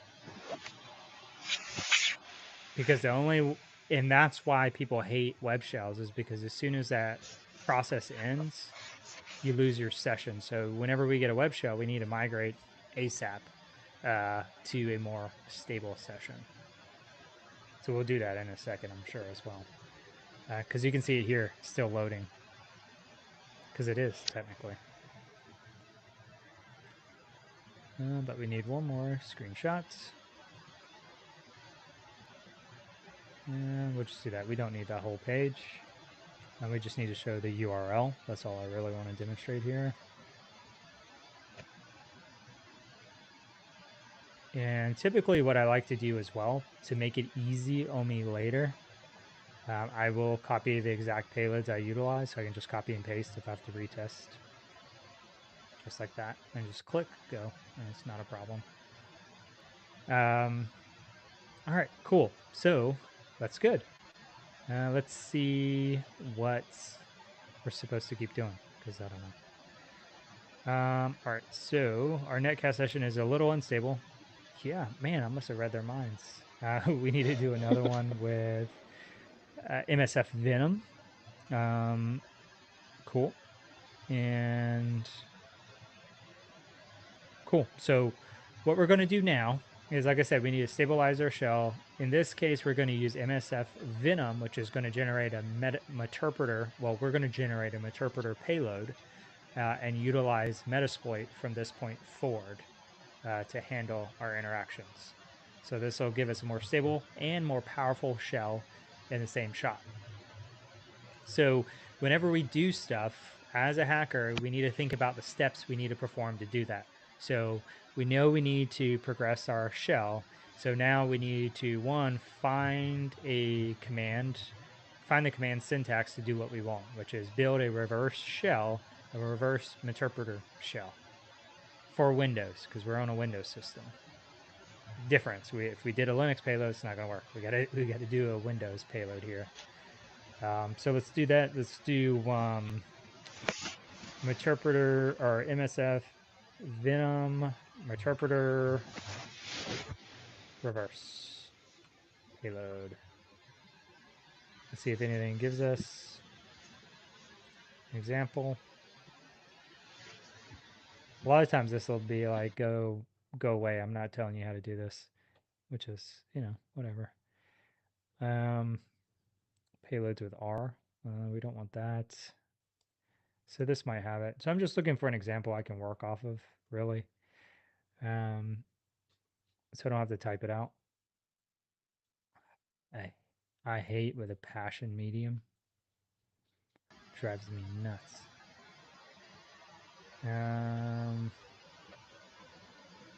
Really, you don't want to give me a command? I don't want to type it. I want to copy and paste it. Right, let's see if this does it. If this doesn't do it, all right, here we go. Beautiful. Perfect. And I'll go ahead and put it down here at the bottom because this is the attack chain we're working off of anyways. We need to get rid of these quotes. We don't need them. We need to modify a few things. So we need to get our IP address in here. This will be the L host, the listener host. We'll need a new L port. We should be able to use 4444. That shouldn't be taking up anything. And out, we can just say HackPark.exe. That's fine. Should be good. So the format here, the -F is executable, which is what we want. We could do other variations. We could do PowerShell. We could do a ton of stuff, but exe should be fine for our current purposes. And now, oops. Now we need to generate it. So I will do this in downloads and then Control-Shift-V. Looks like no spacing issues. Everything should be good to go. We will also need to kick off Metasploit. So let's do that. MSF console is our command. This is going to start up Metasploit. We also need to build a listener to catch our reverse payload whenever we kick it off. So that's the next thing we need to do. So use exploit multi-handler. So these are your payload handlers. So basically it's just saying if something calls back, it'll be able to catch it and handle it appropriately. So we can't use netcat for Meterpreter because it's very unique to Metasploit. You need something that can speak the language of the payload. Simple payloads, like anything, just a basic TCP payload, netcat can deal with. Meterpreter, not happening. We need to we need to be special. All right, so next things next. We need to configure this to work with our payload. So just to show everyone what it's currently set at, it's using a shell reverse TCP. That's not us. We need to change that. There's no listening host. We need to change that to our host. The L port is correct because that is what we chose to use. So let's start with L host, set L host, tune 0. It translated the interface to what I needed it to be. And what I'm looking for is where I created this. So we'll just copy this payload exactly. We're going to say set payload, Control-Shift-V, we'll set it, show options again. Now we see everything is set, okay? And we hit run. Now this is going to do its thing in the background and wait for something to talk to it. Now we need to get something to talk to it. This is where I wish I had a chart so I can show you what I'm going to do. So now the hard part, and this is what my dad always had trouble with when doing all these layers of stuff. So now we have an interpreter payload. We have a shell. on our target. We got to get the payload onto the target and execute it so it calls back to us with our new shell. That's what we need to do. So how are we? So the question is, how do we transfer the payload From the target. from us to the target? Because we don't have that capability in our current shell natively. We can set it up to do it, but the question is, how do we want to do it? So the easiest way, I know this is tough. I won't make you rack your brain too much. The easiest way is to set up a web server on our attack system, and with our file, our payload sitting on there, and then we issue a command from the victim to download it. So we're going to say download our payload, and then we'll say run our payload, and then that's it. So this only works if they download it? Yeah, but they don't have to. We're going to force the payload over there. We have a shell. We can do whatever we want on the victim. So we need Gotcha. to just pull the file down to us so that we can use it. Got it. So I'll demonstrate that. All right. So first thing though is we need to set up a web server. So we're in downloads is where it's at. And we have HackPark.exe right here. This is what we need to get over. So what we're going to say is python.gem http.server. This is the HTTP server function we want to run, and we're going to say we're going to open it up on port 80. So our web server is going to be on port 80. So just so you see what's going on, we are going to go to our web server in our own browser so you can see what our victim sees right now. So I can prove that we have a web server working. All right, so we're going to say HTTP because it's not encrypted, 127.0.0.1. So this is just loopback. So see, now our downloads folder is now available for anyone that can touch our Kali box to download. See that? Mm-hmm. Did I prove sufficiently? We have creative access. All right, and you can see that it was accessed as well. So our web server will tell us when people access it. Now, time to construct our command to do the download. So we have a couple different ways. We can download it with PowerShell. I like to use certutil.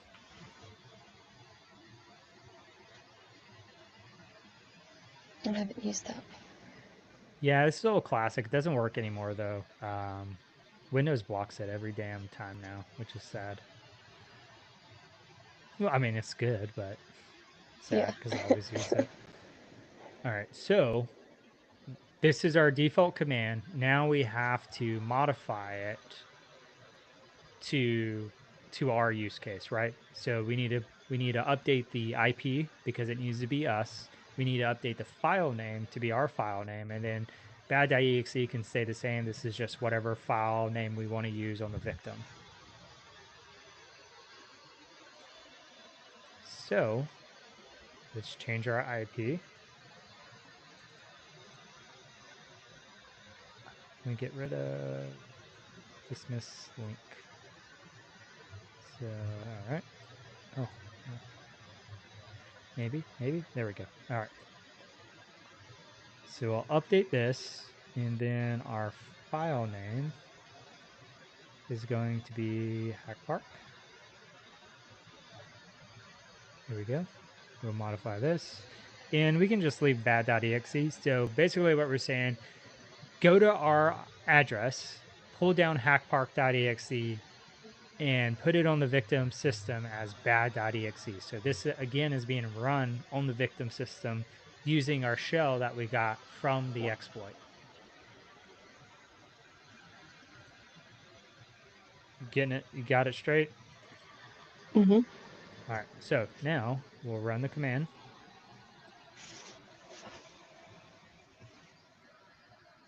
So let's see what's happening. It says we have a failed payload. It says 200. So something was pulled down.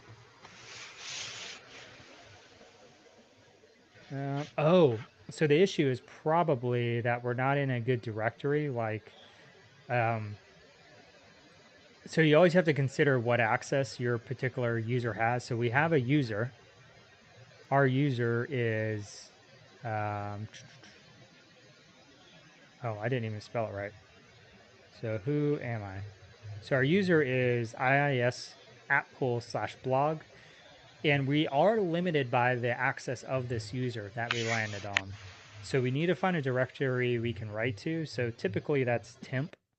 So it should be Windows temp. So we can cd dot dot. We need to Windows dot dot and pwd. And we need a cd to temp. Temp is usually available for everyone to work in. So the issue is we need to be able to write a file, and you don't have permission in Windows to write files everywhere as a normal user. There are certain things restricted to admins, and so that's the issue here.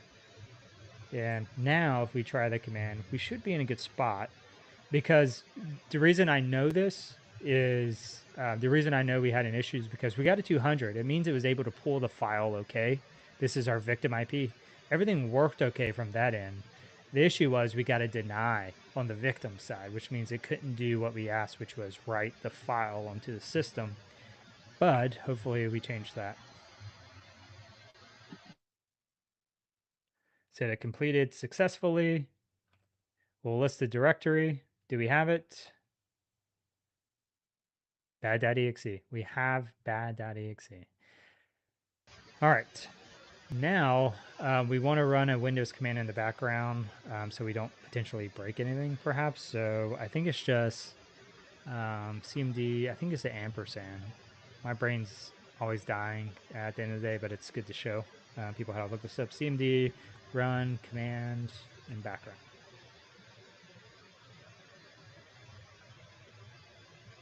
So start/b. So we could do that. So it's just saying background. So what we're going to do now, so notice that we still don't have a new shell yet, but we're about to, I think. So we're going to say start/b bad.exe. This should run bad.exe in the background, which should give us another connection back. And as you can see, we're getting a connection back. Now, keep in mind, this didn't change the user or anything like that. We still have the same user, but we have a more powerful shell. So instead of doing all that craziness I needed to do to transfer a file, we can do it natively in a interpreter shell now. So we can upload, download files all day. We can launch additional attacks. We can do additional privilege escalation, all kind of stuff straight through Metasploit versus having to do all this manual, crazy kung fu stuff in this crappy web shell that we have. All right. Good to know. Yep. So we do need to get some OS information here. So let's do that. So we should be able to do that in our interpreter shell. And we can do that with sysinfo. So this is just a help menu. Get used to using it if you don't know what you're doing. I forget, so all the time, and I have to look up here, look commands up. So don't feel stupid if you have to do it. What'd you type? Oh, sysinfo. Yep, sysinfo, and I chose that command because it gets information about the remote systems such as OS. Our question is the OS version. And we have it here. Now the question is, what frickin' format do they want? I It love told this us, game. yeah, I hate this mess. It drives me nuts. So Windows Server.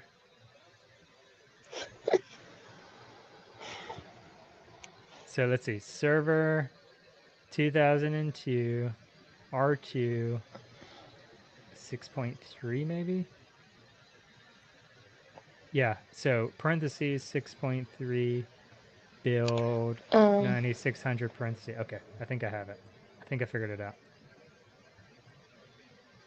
Here we go. Ah, get out of here. The 2012 is. Oh, there's Wait. extra period. Mm. What? The format is all messed up. Didn't.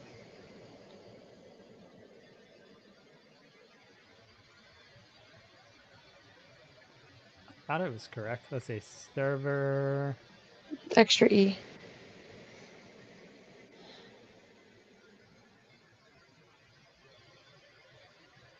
That's Mm. maybe it's Windows. Maybe that's what they want. Windows. Oh, 2000. Get out of here. Really? You're gonna cut off. Sheesh. Oh, they, Extra. Don't put the yeah. yeah. This is guess. What a lovely evening. It is so interesting what they choose, like pick and choose, you know? Well, the reason I hate this type of stuff, and I wish so, whenever I create stuff, like for other people to do, I'll usually use like Google quizzes to capture, but I'll put multiple variations of it so that people don't have this issue. This drives me nuts. Like someone's Hmm. going to waste like 30 minutes trying to find the correct format. Like, On a let's, technicality, yeah. That's how our yeah. labs are. Yeah, I remember you telling me that. That would drive me up a freaking wall. I think one of them took me like 3 hours. Not joking. I had to like walk away multiple times. And I can't even remember what it was, but it was so basic. It was just so simple. Mm. And I don't even know. I don't know. I don't know. It's annoying. Yes. Says then feed it to exploit suggester. I've never used this. Um, let's see what it is.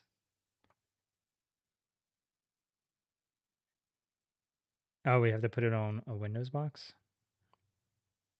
Oh, it's a Python script. How do we use it? Maybe it's already in here. I don't want to install shit. And let's see.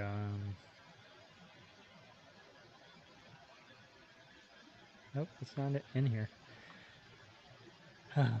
What a world, what a world, what a world. Let's see. What are you looking for now? I'm just trying to figure out how to use this crappy tool. Mm. Oh, okay. So we just do it like that. All right. So they want me to install this junk.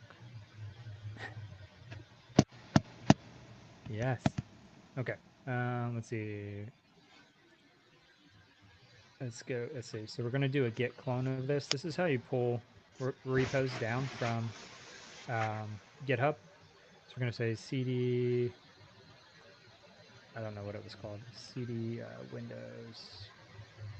And then we're going to, we have to follow this. So this is something you are going to need to learn how to do, which is follow people's guidance and Git repositories. Are you familiar with GitHub? Have you come across it yet? Mm-hmm. Okay, good. Yeah, it's pretty common. The problem with Python is that a lot of people are shifting to Python 3, but a lot of the old stuff is in Python 2.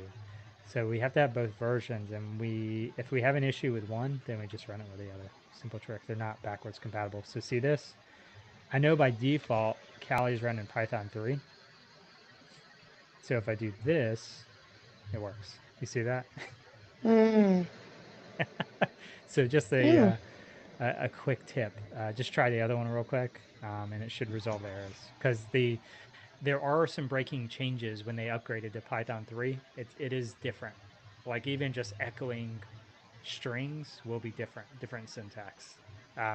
Python 2, you don't have to put it in parentheses. Python 3, yes, you have to put the string in parentheses and in quotes. So there are differences. All right. That is good to know. Yeah. Stupid stuff. Drives me nuts, Catherine. Drives me nuts. All right, so now let's copy this crazy person's command.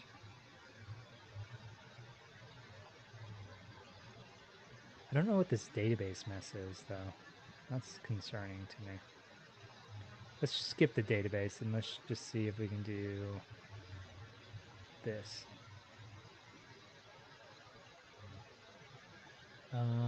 What was our version? Uh-oh. Let's not let it expire on us. All right. Here we go. And our version is 2002.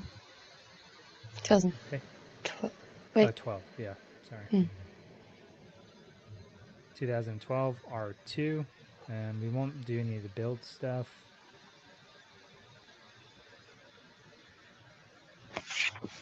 Okay, so we did pull something. Okay, so we do need to add all that other junk.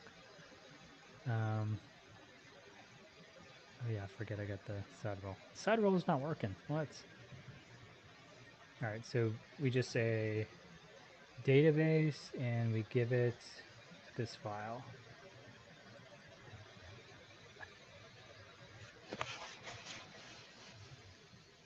Troubleshooting code. Yay. Well, we're not really troubleshooting tools. Please install and upgrade a Python library. Okay.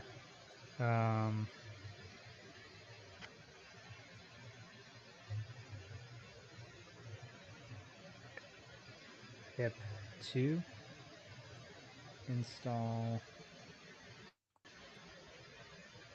I hate Python code. I've started hating it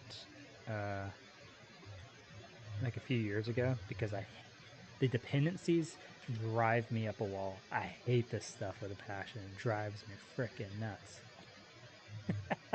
What do you mean, the dependencies? So like this was designed with a specific library in mind, and we have to install it. But it can get kind of crazy like this, where it's like, oh, okay, we have to install this, but this is trying to install it with Python 3, and I forget how to specifically say pip 2, because we want to do pip not for Python 3, we need it to install it for Python 2. So we run into issues in that way, and this stuff always breaks. It just drives me nuts. It becomes more trouble than it's worth. That's why I like languages like Go, where everything's just built into it and you don't have to worry about it. All right, screw this. We're just going to Google a dang exploit. I'm not messing with this. Now I'm kind of curious. Install. All right, hang on. I got to try something first. Install, let's see.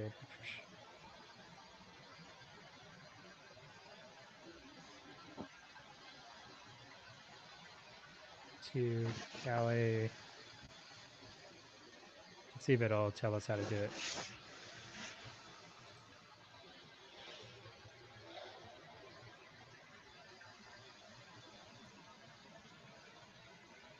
Oh, we could do that. Let's try this. Python 2 -m.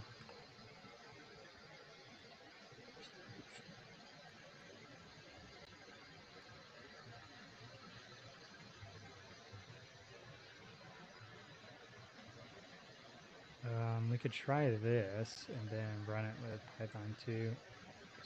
This stuff's crazy. It's driving me nuts. You could also set it up in like a specific environment to do it as well. But, you know. All right. We think it worked. We think it worked. We think it worked. It didn't work. Dang it. I frickin' hate this stuff. Let's see. What do we do? We did that. What's the database? What error are we getting? Traceback, Windows exploiter, exploit suggester, Excel slash. So it's saying it's not supporting this file format type it produced. What's it saying? It's saying it's not supporting the file format that it produced.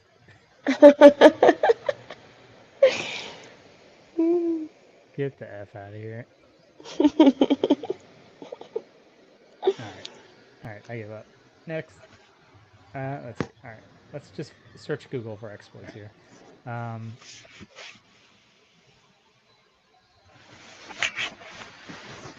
uh,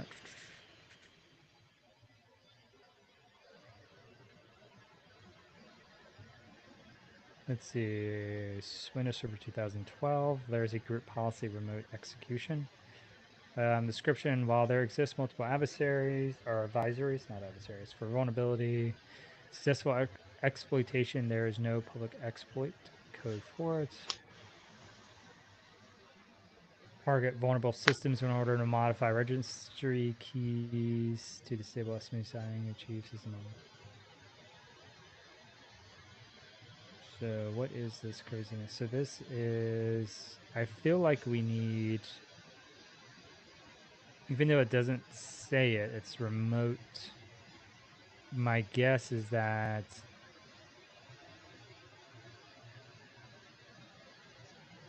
oh, interesting, it is remote. I was going to say, my guess is that we need a user name and password, which we don't have. We just have a shell. That's not the same thing.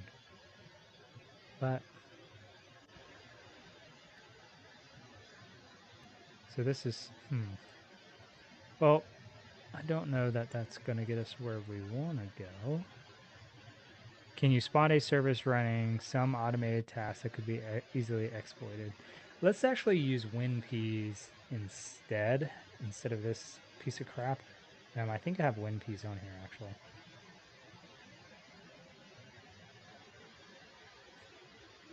Yep, sure do. It's for x86. I don't know what architecture we have here. That's the wrong one. It is x86. Okay, cool. So let's just upload our WinPeas file here.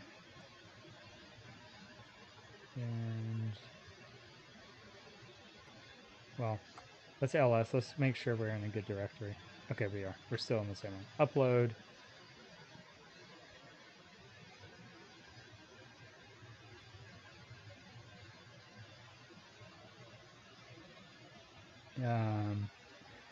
It's having issues finding it, so, which is fine. So we just need to point to it specifically. Kali, downloads. There we go. It just couldn't find it. That was error. So I saw that. No such file or directory. No problem. Get used to reading errors. And we're going to run this thing, and we are going to see if we can find any services. So let's do, see if we can do it. Look at what the command is. WinPeas here. So we always want to see how to run our tools because I forget. And P's and G. So this is a reconnaissance tool. So a privilege escalation tool in general. And it is going to look for common tricks for us to attack, basically.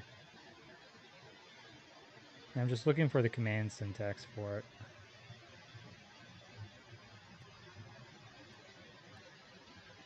I think this is it.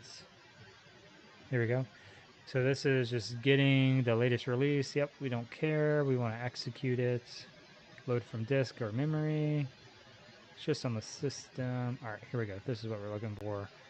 Run all checks. So we're going to do log, so it runs in the background, actually. So we're going to say this, boom, log. So it's going to create a file called out.txt, and all of our output's going to be in that. Sorry, let me zoom in again for you.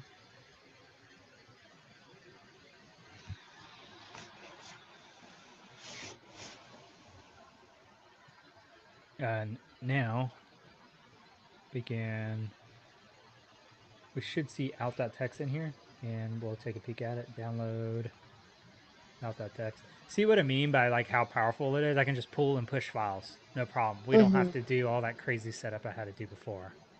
Yeah, Yeah, it's very amazing. convenient. It helps us work faster. That's what it's doing.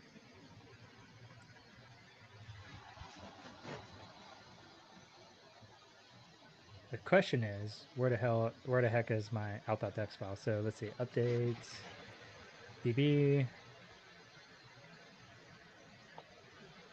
It's gonna update. Update database? Yeah, Update. so it basically is a way to look for files of specific names. So it keeps a database of all that stuff. And what I'm gonna do is just locate the file. Because the problem is with our interpreter shell, I don't know on our Kali instance, I don't know where that's running from. So I don't know where our file went to when I downloaded it. So I Yeah. have to find it. And this is the easy way to do it. I could back out and then do a print directory and Metasploit, but this works too. Maybe if it works. It's taking a while. I thought it might be just in Kali. It might be on the desktop.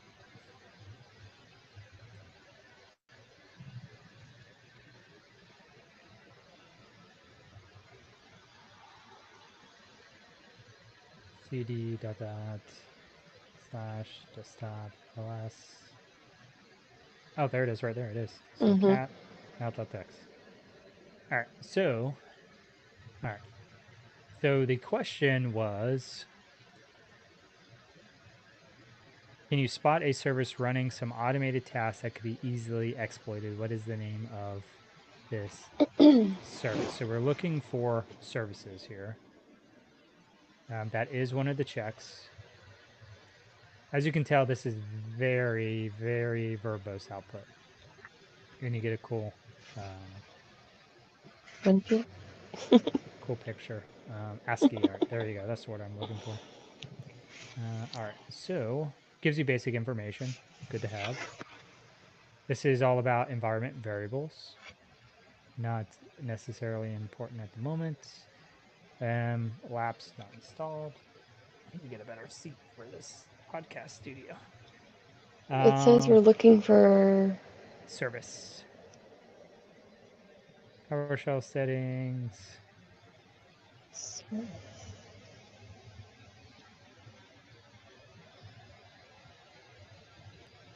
I could open this up in a notepad or a mouse pad and search, but that's okay. Tokens. All these are disabled. These are not. SE impersonate. Interesting. These are all local users. Password policy, that's always good to know. Interesting processes. This is one piece, that's us, so we don't care. Vulnerable leaked handlers, that's interesting. I've actually never done any attacks with this. Leaked handlers. That's a new one to me.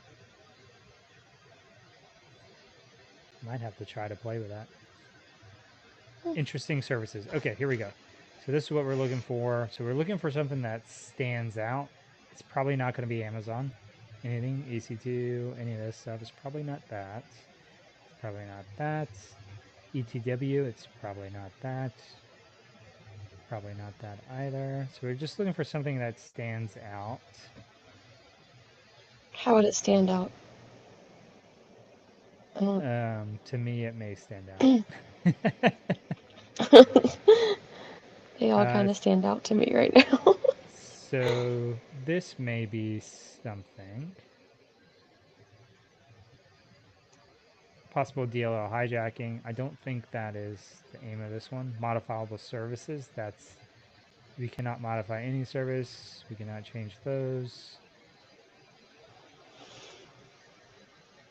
Okay, so it may be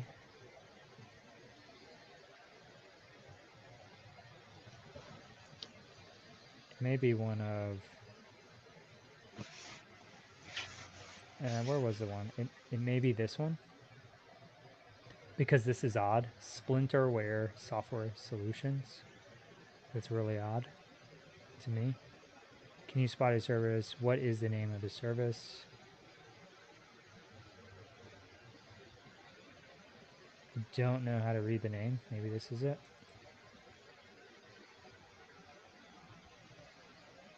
That was it. Okay. OMG. What is the name of the binary you're supposed to exploit? And this is a game, typically you see in like CTFs, and then if you do like any of the OffSec courses or any pen testing courses, you get familiar with a lot of these things. Like all these up here, normal. These are normal Windows things to me, or Okay. related to the spin up of an EC2 instance for this lab. Besides this one being red, it did stand out because of this. Like this isn't normal to me. This name. Mm. This might have not have caught my attention, the name of it, but the software does, because that's Okay. weird. Yeah.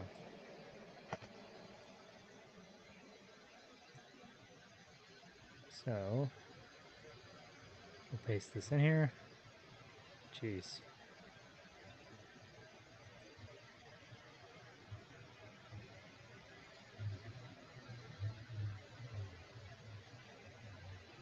W. Is that not it?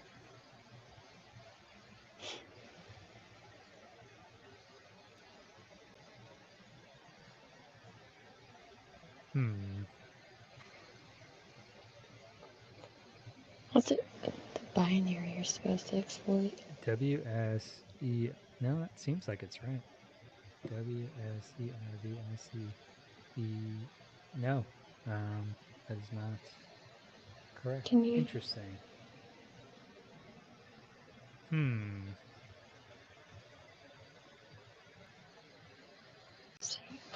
We can go here and look and see. Mm.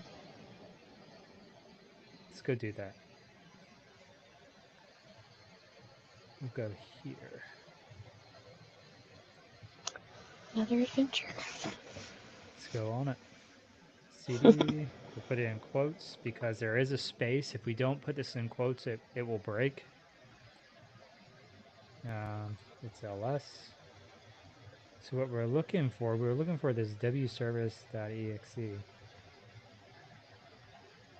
But apparently that is not the correct one. I wonder if services... let's use help. I think there is a command to find services.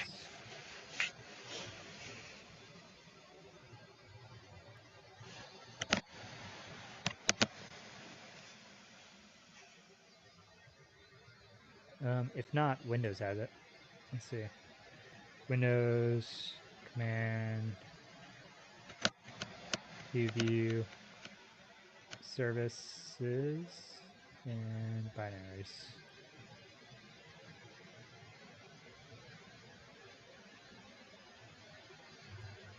So this should work. Query specific services binary path. So we could do like this. That would actually work for our use case. So let's modify this command here. So we need the command, need to add this to it instead of service name. This should get us what we want. So we do need to drop into a shell. Huh, that is the service to exploit. Interesting.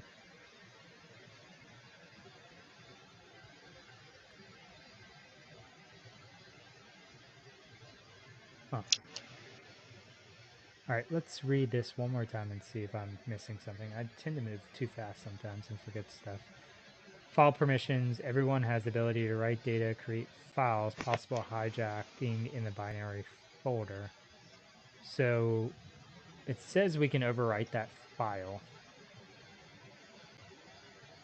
I think we did this in the last one actually, too.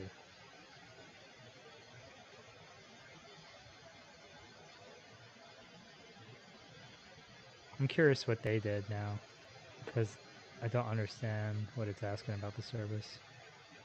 Can you take the W out, maybe? Just do No, service.exe? that doesn't make sense to me.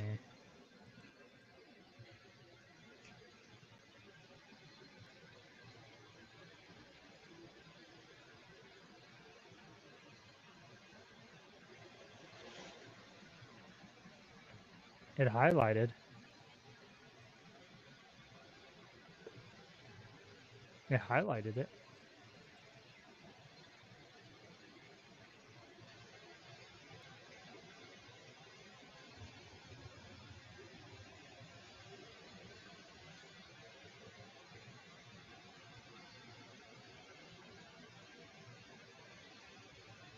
It's at the very bottom. I can't even see it. Out file.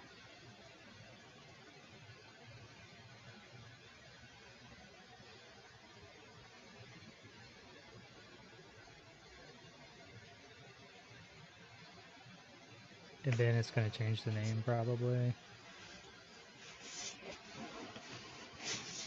So there's the shell. It's just going to change the name.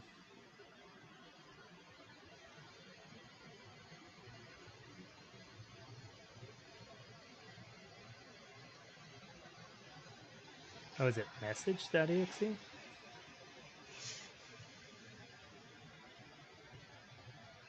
I wonder where I got that, the message thing at. Oh, interesting.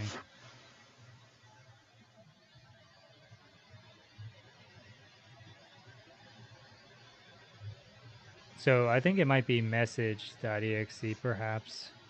But I'm not really sure.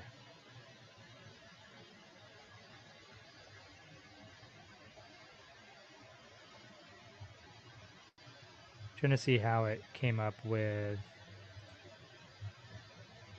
identifying how it did it besides using, because there are ways we can do if we had access to the system.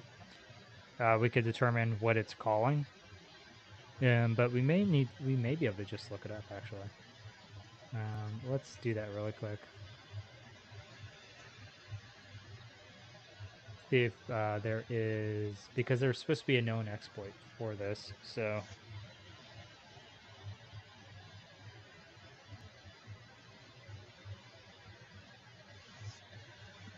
let's see. Okay, it's already installed. So this is exactly what we're seeing. So log in as a regular user with this, create a malicious.exe, name this, that can connect back to download malicious onto the victim machine, set up listener on attack machine.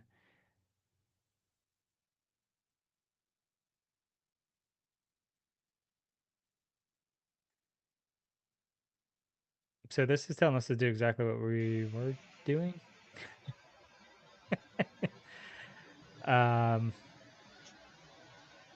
So maybe it's not having us do the service binary, because the service binary would be that. So sometimes there's like a chain of binaries that get run. Just because the service thing is running doesn't mean that's the only thing it runs. There could be like multiple that it calls.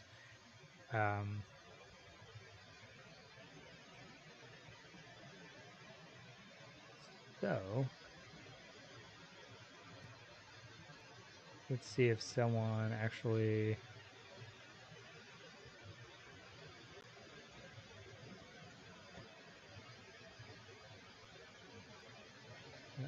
Splinterware maybe.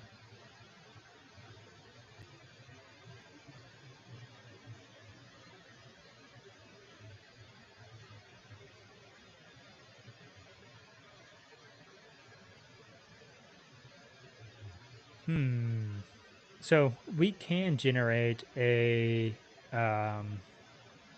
new payload and replace this one with our new payload, but I don't think that's what it's want. That's why I haven't done it yet. What I hate is moving on with an answer. Like we know the answer, but we don't know how they came up with the answer, which is annoying to me. So see, that's the answer. That is the answer, I bet. So we need to figure out why message.exe is it.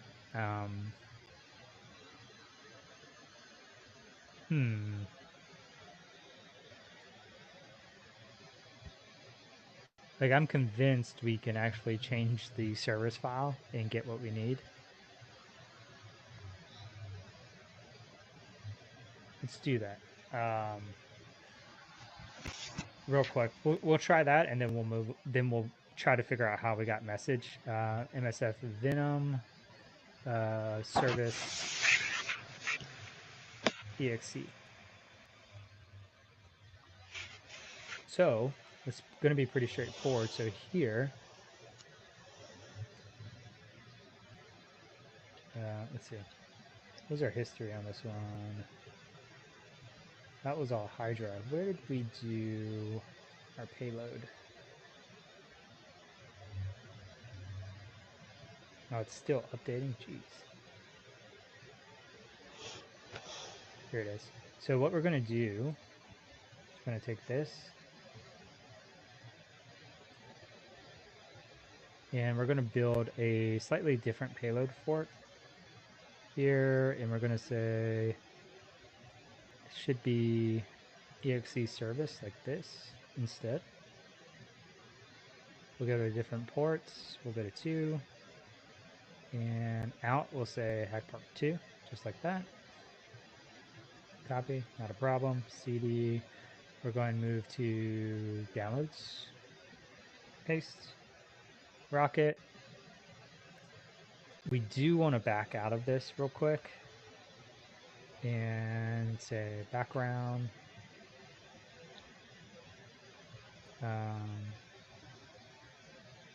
Show options. We need to set up a new handler. So set L ports to 4442, and that should be fine. And then we want to run -J. This will run it in the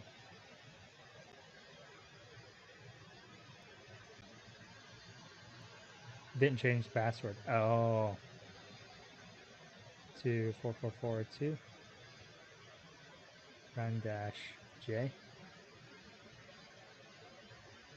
Okay, now we have a listener. Now we need to go back into our session. Now we need to transfer our payload. So we need to say upload.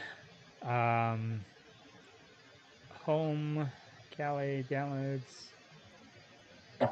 Excuse me. Jeez, I'm dying over here.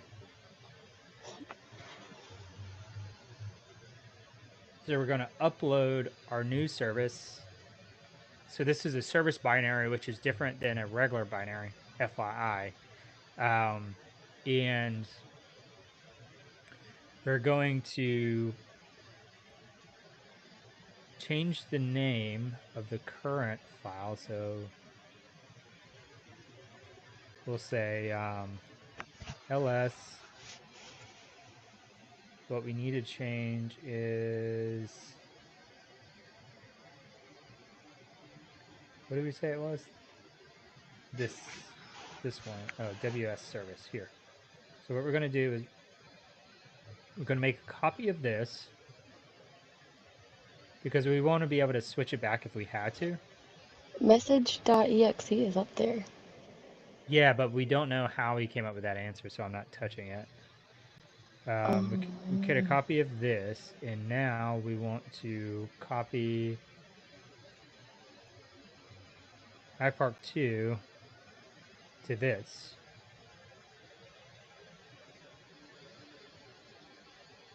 So, okay. So we're going to have to turn off the service real quick.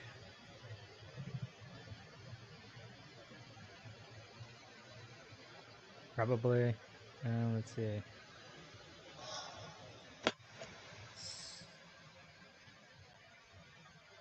So many problems. Oof. That made me jump. Whatever that was. All right, so we're going to stop this service because I think the file is locked because it's being utilized. So we'll stop the service, which should unlock the file, perhaps. Oh, okay, so we can't even do that.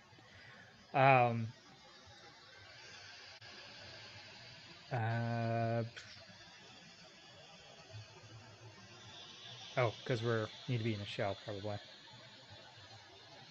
Let's try this. Okay, so this is probably why they went with message. So typically we could just override a file, but if it's being utilized currently by something, we can't override it. Yeah, there's a file lock on it. So we have to look at another way to do what we need to do. And in this case, I believe that W service is utilizing message.exe, but we still have to come up with the answer of how. Maybe exploit suggester was the thing that did it, but I don't like being satisfied with that answer. So I want to figure out how they found it, and the reason is because we want to be able to replicate it in the future. It doesn't help if we just get an answer if we don't know where it came from. Agreed. And I hate how his commands are at the very bottom. I will make sure to never do that. All right, so he's running WinPiece. We did this. So we should get really similar information. Mm-hmm.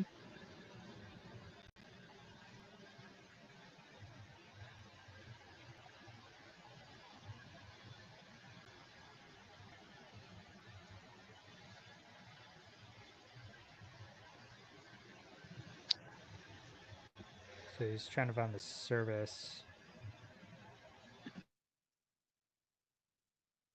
I think.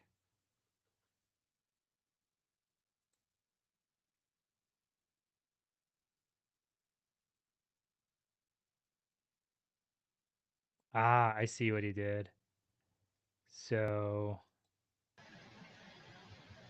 maybe if we see the service down here, we'll see message. Oh, no, we just see that there. Let's see. I don't see message.exe yet. Let's see if he shows it. So there's W service and the service that's running it in the PID. Mm-hmm.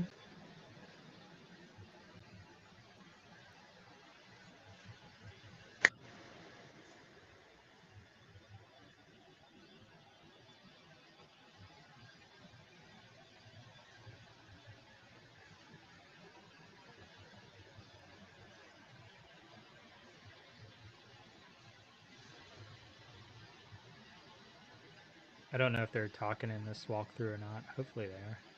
So they're backgrounding. Where are you taking us there? So we're looking in the temp directory. All right, let me. So he's taking us to the directory with all the junk.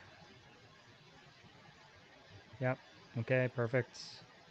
Now, how do you figure out that message is our thing? So, yeah, we have the ability to rewrite execute.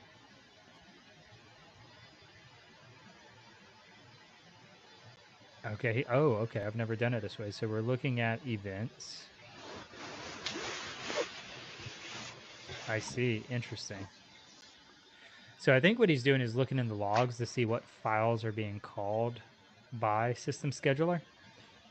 And we can see that it's repeatedly calling message.exe, administrators repeatedly calling message.exe. So that's how he's doing it. So we have the ability to read, write, execute this. And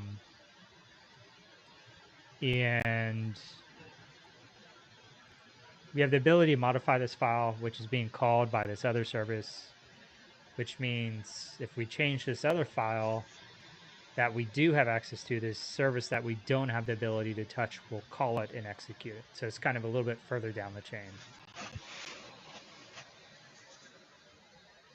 All right, Okay. so let's copy. Actually, I want to. Let's get out of this session, and then let's upload home Kali downloads hackpark.exe. So we're going to upload. This is our original one that's not a service binary. Okay. And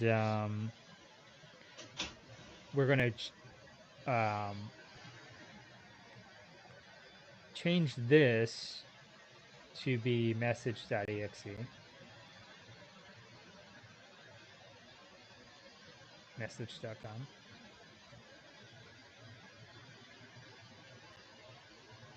Okay, so we need to let's see, mv message.exe to message.exe.bak.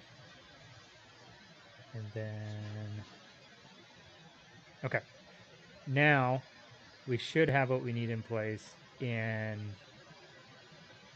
I think it should call, perhaps.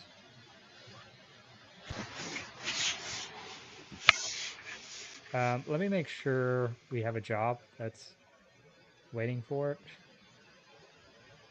Yeah, so we have one on 444. The other one was running on 444. So we should be good. So if it calls back, which it did, it's sending a stage right now. And look what we got.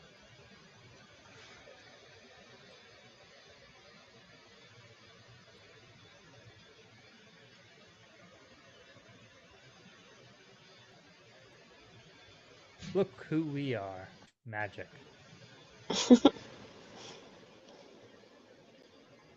So that is probably very confusing to you. What questions do you have? I want to be able to draw on my screen. I wonder if there's like a paint in here.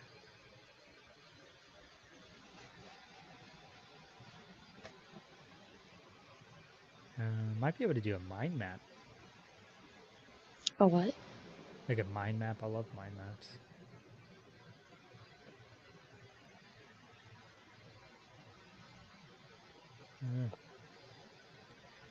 Don't know.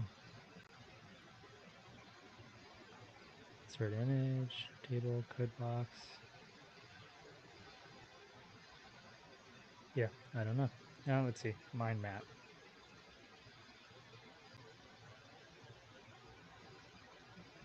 I wonder if I've it'll never let heard of us just this. do. You never heard of mind? I love mind maps. I've never heard I of just it. don't want to log in to do it.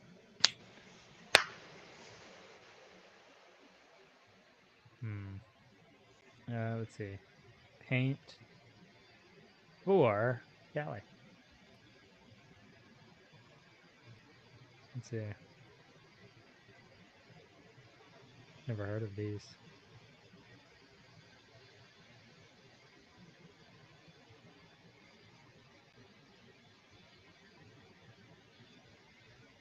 Okay, whatever. What question? Worth a shot. Yeah, what's confusing? Let's see if we can answer it without drawing diagrams here.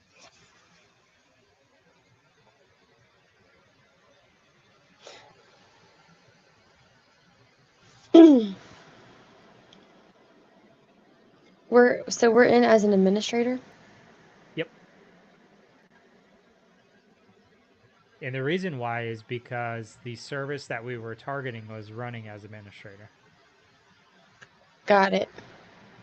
Yeah. So Okay. if we were able to successfully exploit the service, which we did, that is what we would get. We would move up from this blog user to administrator. Okay.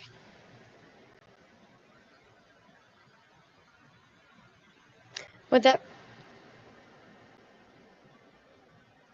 This might be a stupid question. Would that be kind of like if you did...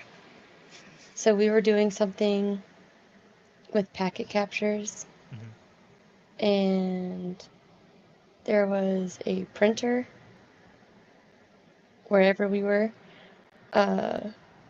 just constantly... It was open and on the internet, and it was running as an administrator. Basically, that's... It had... I'm trying to remember exactly what we did. But it was very first semester, so I was like all new to everything. So I was confused by 100% of what we were doing. But I just remember the person I was with saying, oh wow, I can access this through a printer, and for some reason the printer has administrator access. That sounds a little weird to me. That doesn't make any sense. Printer's kind of Okay. its own thing. There are print spooler services and things like that that you could utilize to escalate privileges, but if you got, Like a I, printer was, I don't know if it, um, everything is hooked to, the Wi-Fi. yeah, And so it was just constantly scanning. I don't remember exactly, but yeah. yeah, doesn't make sense to me. I mean, there could be Mm. administrator credentials. I have leveraged that a couple of times in a pen test where they've saved elevated credentials in the printer because they utilize it to drop files on a share or send emails and things like that. So they Hmm. save them in there, and then I'll basically trick the printer into talking to me, and I'll get the credentials. I still have to crack them or relay them, but I get it to communicate to me. So I've done both where I caught the hash. It's a network hash, so these I do have to crack. They're not like normal NTLM hashes. And then I was able to crack it, and then I could use it to log into stuff. With a relay, it talked to me, and then I relayed the credentials to another system, and it allowed me to log in immediately. So there are Okay, ways to do it, but kind of your situation doesn't make sense. So I think there's probably something else there that you might have for sure. missed. Yeah. That just reminded me of that because I remember him being shocked. Like, yeah. You also weren't where you are now, where you know quite a bit more. You know, back Yeah, then it I was don't like, know. Dude, it was like a whole different language. It was. I was there, but I wasn't there. let's see. Okay, we got some things to answer now, I think. What is the user flag for Jeff's desktop? So let's go get some flags, and then we'll go do some other stuff. CD slash users What is that? slash Jeff or Jeff CD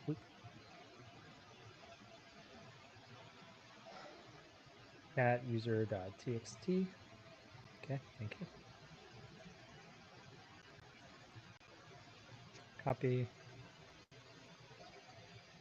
submit, and then we need to get root flag. Root flag's usually in the administrators directory. So administrator slash desktop ls cat root dot text, and we got that flag.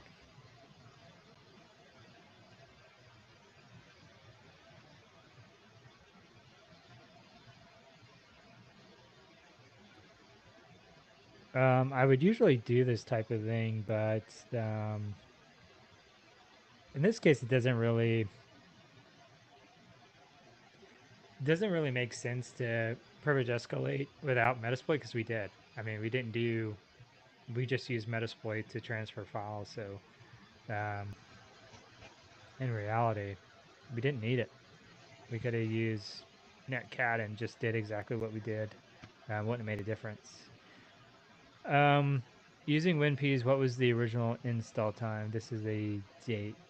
So we do need to go back to cd dot dot dash desktop ls cat out. I'm thinking that's at the top somewhere. Who frickin' knows though?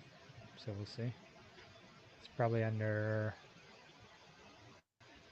This is current time. We need install time. Here's last shutdown time.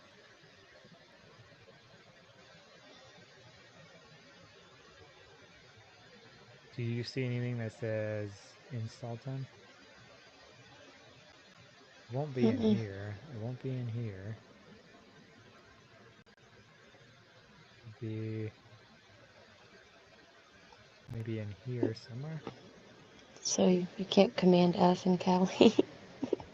We could actually. We can do it like this. Which is What did you type in? mousepad. I wonder if I can do this in my labs.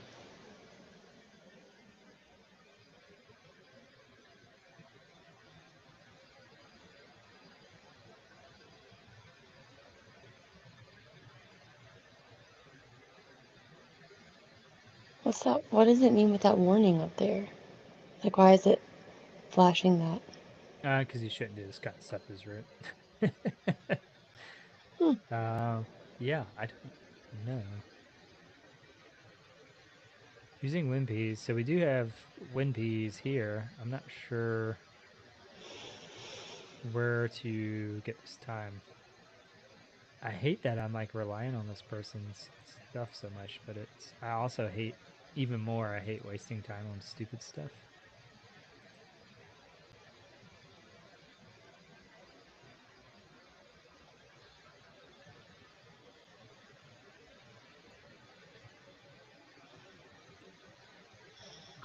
Get out of here. Hey. All right, so now I have to go on a journey to find this. Come on.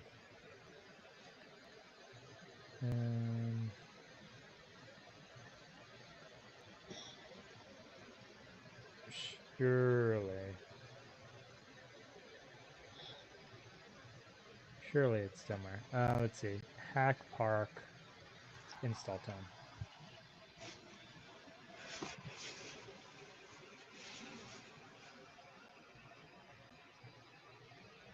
This is a medium one? There's only medium because stupid stuff.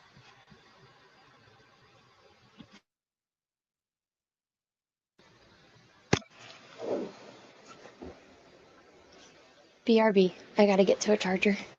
All right. All right, so we can do it a normal way here. So we can say system info, or actually we need to get into a shell.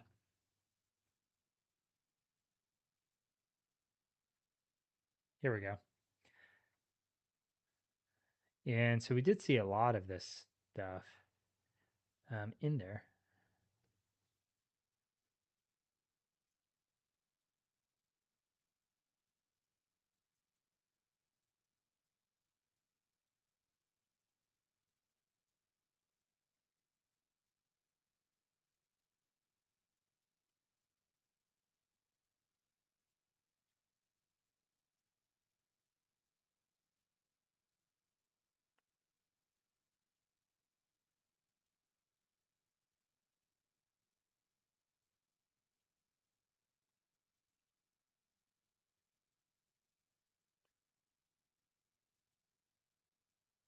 Oh, that's why it's Pennywise. That I recognize. I didn't recognize the other clown. That must be from like the original. Hello.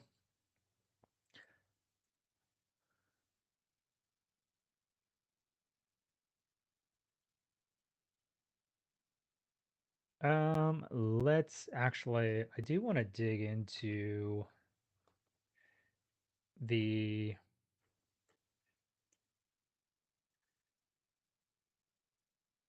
directory for this.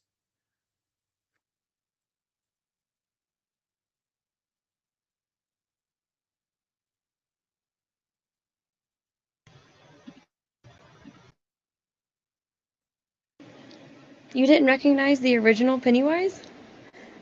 Not on the home screen, like on the blog engine. I didn't know who the heck that was.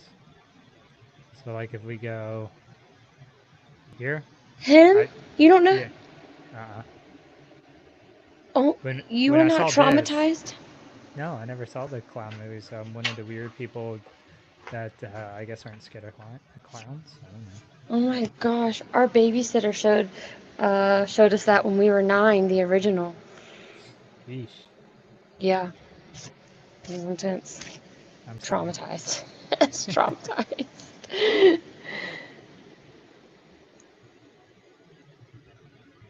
Yeah, you are one of the lucky ones. Ah, okay. I was just going to the events and looking at it. So I will say, like, application logs are amazing for forensics and for incident response. So I've done quite a few incidents where it was like some weird application was exploited, Hmm. and it was a specific version of the software that was exploited. And typically, you're not getting all those logs pulled in if it's just an application running on a system. If it's a web server, maybe, but if it's just like a normal application that's installed, you're not getting that in your SIM. It's staying on the system. But it's yeah, I'll answer your question in a second. Yeah, but when you get in there, it allows you to see like all the logs of when certain actions were taken in the application, so you can utilize that to track at what point the attack occurred in a log that you wouldn't have otherwise. So a lot of people do overlook those, but definitely worth checking out if you're investigating an event. If there's a application that's installed on there that you know was targeted, pull all those logs, look through them around the time that the activity occurred. It's just very interesting. We use them multiple times. I think Hack the Box is harder, to answer your question. That's why I typically recommend try Hack Me for newer people. It's a little more gentle, except I've been really annoyed since we started doing the streaming with just the specific like sensitivity of the answers just gets really annoying, and you could waste a lot of time doing them. Um, but I mean, I will just look up the answer if I know I'm right and I just think the formatting's off. I'll just like whatever. But most of the time I can guess. I think the message was the only one we had to look up today. But yeah, hack the box is more like OffSec. If you've ever done any OffSec stuff, where it's figure it out. It's not very gentle, and which is reality in the real world. If you're doing a pen test, if you're doing incident response, you're on your own island. Um, it's up to you to figure things out. So it's pretty realistic. But I think it's better for people to work their way up to that versus starting there, because you could spend a ton of time chasing your tail when you could just be learning. Good question, though. Yeah, great question. I'll put that up on screen for people as well. Um, coming in from Twitch. Thank you.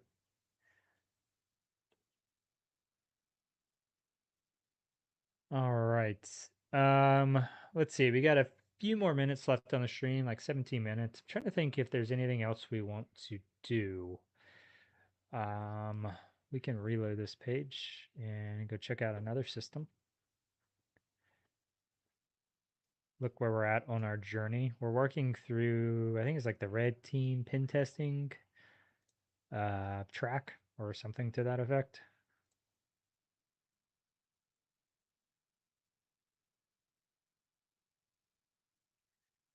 Offensive pen testing. That's what it is. Offensive pen testing. Yeah, we're getting 24% complete. We're about to be real people.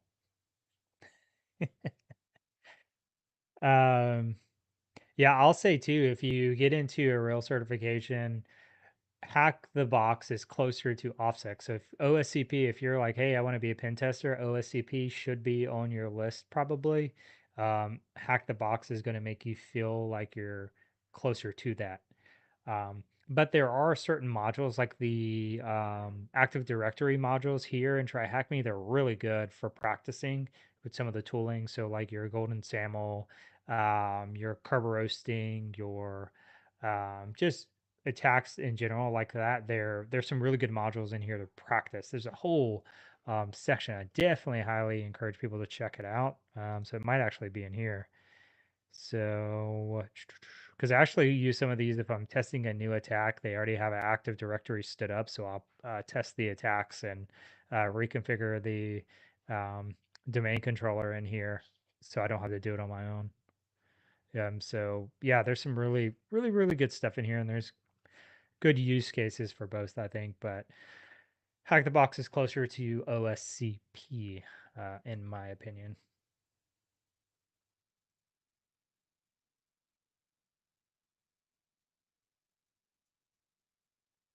Yeah. Yeah, the struggle is good. I mean, if you spend a week working on a box, you're not going to forget your lessons. I remember my first time going through OSCP, I'd spend a week sometimes, but like that's where the notes come in handy. You're killing yourself if you're not taking notes and documenting all these learning points that you have. You have to. I'm sure you learned a lot of stuff on Hack the Box. Are you taking notes as well?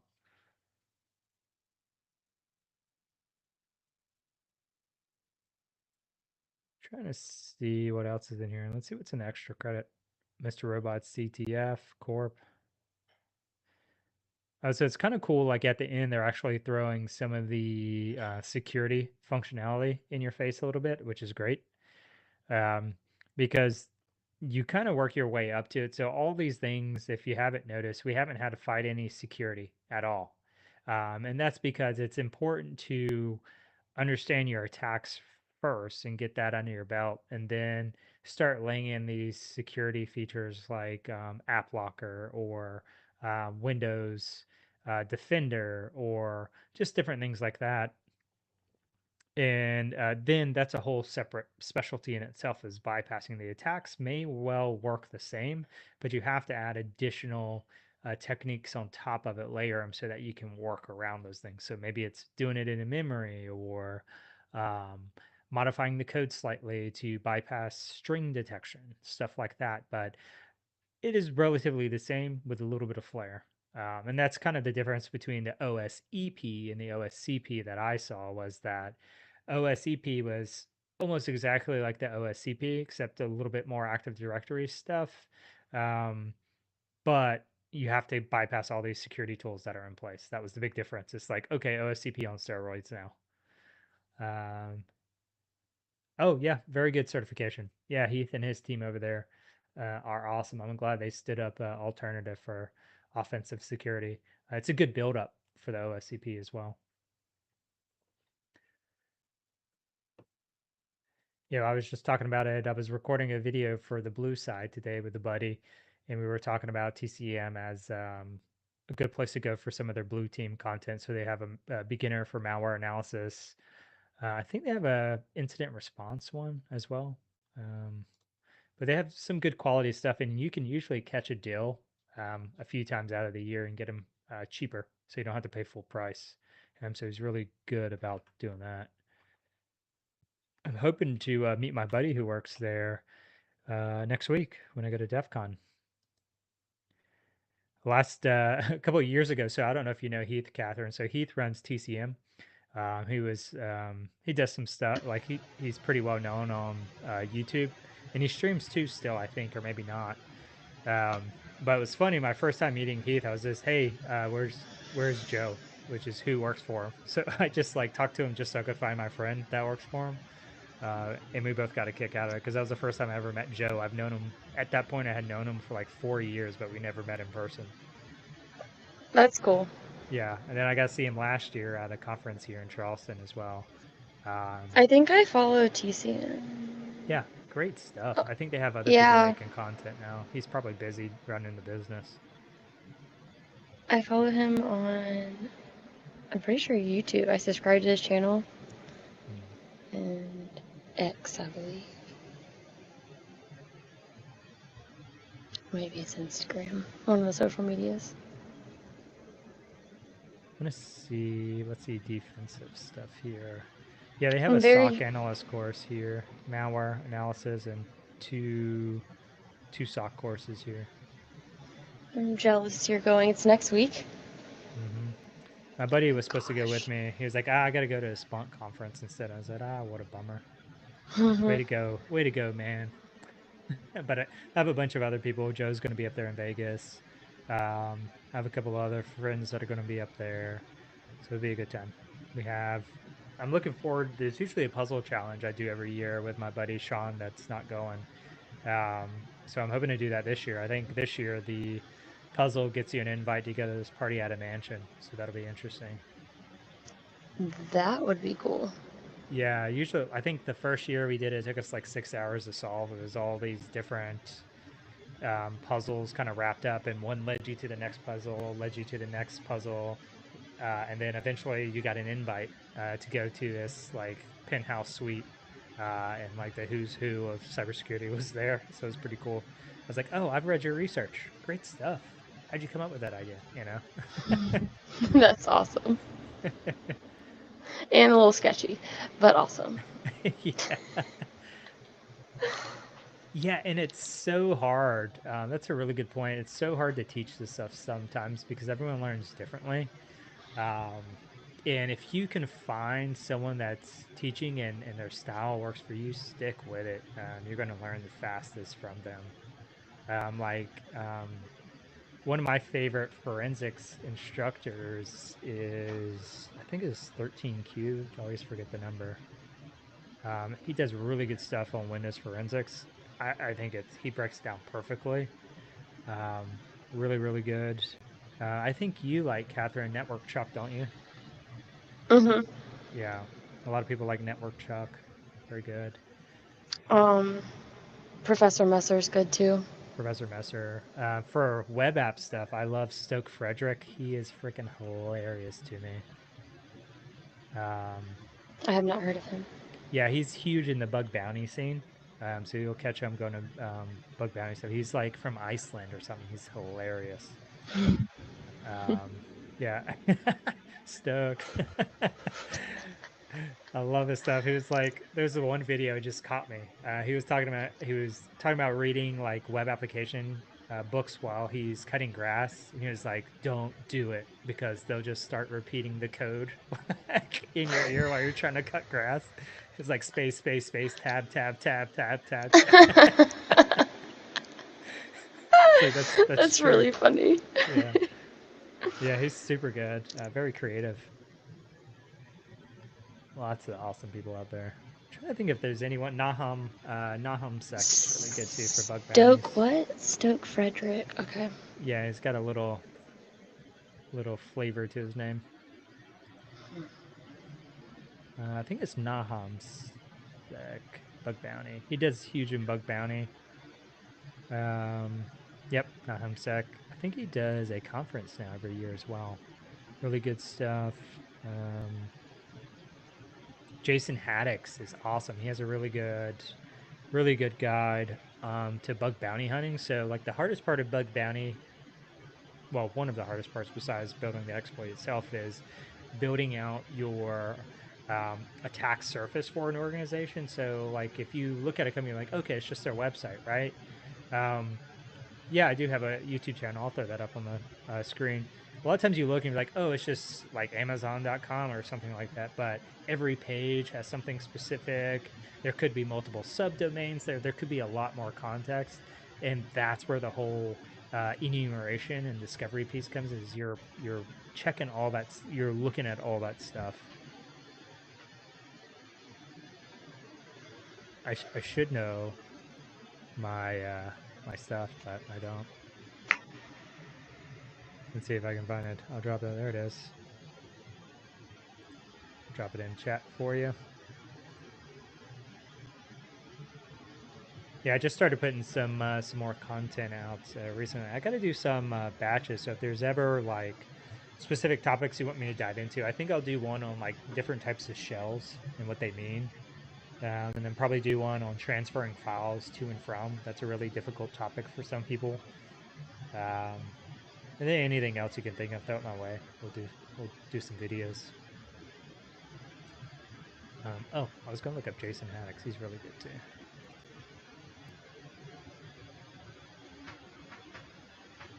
He usually does a new bug bounty methodology every year, but his stuff's super popular. Very good, very thorough. He loves mind maps as well, so he's got a place in my heart.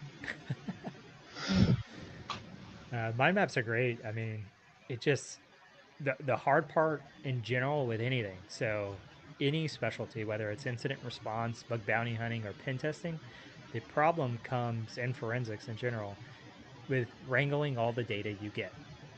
Like, think about it. It could be megabytes and megabytes of data you're pulling in and trying to organize that in something that's meaningful for you because it's not just having it. You got to be able to search it and get clues for whatever you're trying to do. So that's the hard part. So you'll figure out how to do it better and better and find a method that works for you as you get kind of further along. So, have you started note taking yet, Catherine? Mm-mm. Girl, get to it. I'm not. What is our next class? We learned like a little bit of note taking. Just start doing it. Every time we do stuff like this, if you're hop on here, start taking notes about the Oh. techniques, the tools. It's you should have just a massive notebook of everything that you're learning because why do you want to solve the same problem 10 times? You should have a note of how to use the syntax, the problems you ran into, how you overcame them, and then you should just be Mm-hmm. able to search it in the future. Like, oh yeah, like Metasploit, like I'm having to search it. It's because I have a big note system, but it's in my company's like note taking system, so I'm not pulling it up on here. I have Right. proprietary stuff in there, or certain things I don't want to accidentally reveal. So it stays over there. I'm not letting it out. So I'll just Google, teach people how to do it from scratch. It doesn't hurt my feelings. Yeah. Yeah, because everyone's going to have to learn how to do like look for their answers. So may as well watch me do it as well. Yeah. All right. I'll start note taking. Yeah, and there's like you got tons of options, and you just the thing is you want to make sure it survives your Kali instance. So it should be outside of your VM. And Okay. the issue is because you may have to reset Kali. So if it's stuck in there, you may have a problem. So think outside of that. Maybe on like if you have a Windows system or a Mac system, put something on that instead, or look for something that's a cloud solution that's like a really low subscription, like $5 or something like that. Mm-hmm. Originally, I started out with Evernote, and then I moved to well, Notion's another one as well. There's another one that's trying to think. Um, So this is one I originally used. I used this and then I'm trying to think of what my Obsidian's another big one. And I would just kind of first take a moment to just figure out which one's going to work for you. Um, so if your computer crashes, you want it to survive. That's why I always recommend something that's cloud based because you won't lose it. If your Mm-hmm. system crashes, like some people will use Cherry Tree for stuff, but I had my Kali instance totally destroyed and I lost all my notes and I stopped using it for that reason. I feel like the guy on TCM said he used some green, maybe green something. Not Evernote, is it? Mm-mm. I swear it had the word green in there. I'm Maybe looking. not.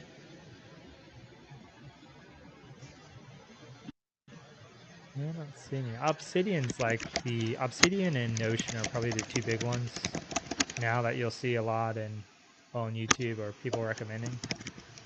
Um, but yeah, whatever allows you to kind of break it down. So like I have trees of stuff, so I'll have like a Windows post exploitation enumeration section, and then a bunch of techniques that I should be doing to enumerate a system after getting my initial foothold.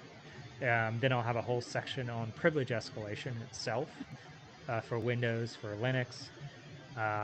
And in there, I'll have like checks. So, like, what are the requirements for DLL hijacking for PrivEsk? Well, you have to find a elevated thing that is either running as a service that you have access to the folder where you can override a DLL or something like that, or the ability to modify a service itself, like point to a new binary or something like that. So basically, you have like a list of requirements, what needs to be true in order for me to utilize this, and then how do I utilize this in every step, like how to build the payload, what things you need to worry about when you do it. So, yeah, take notes.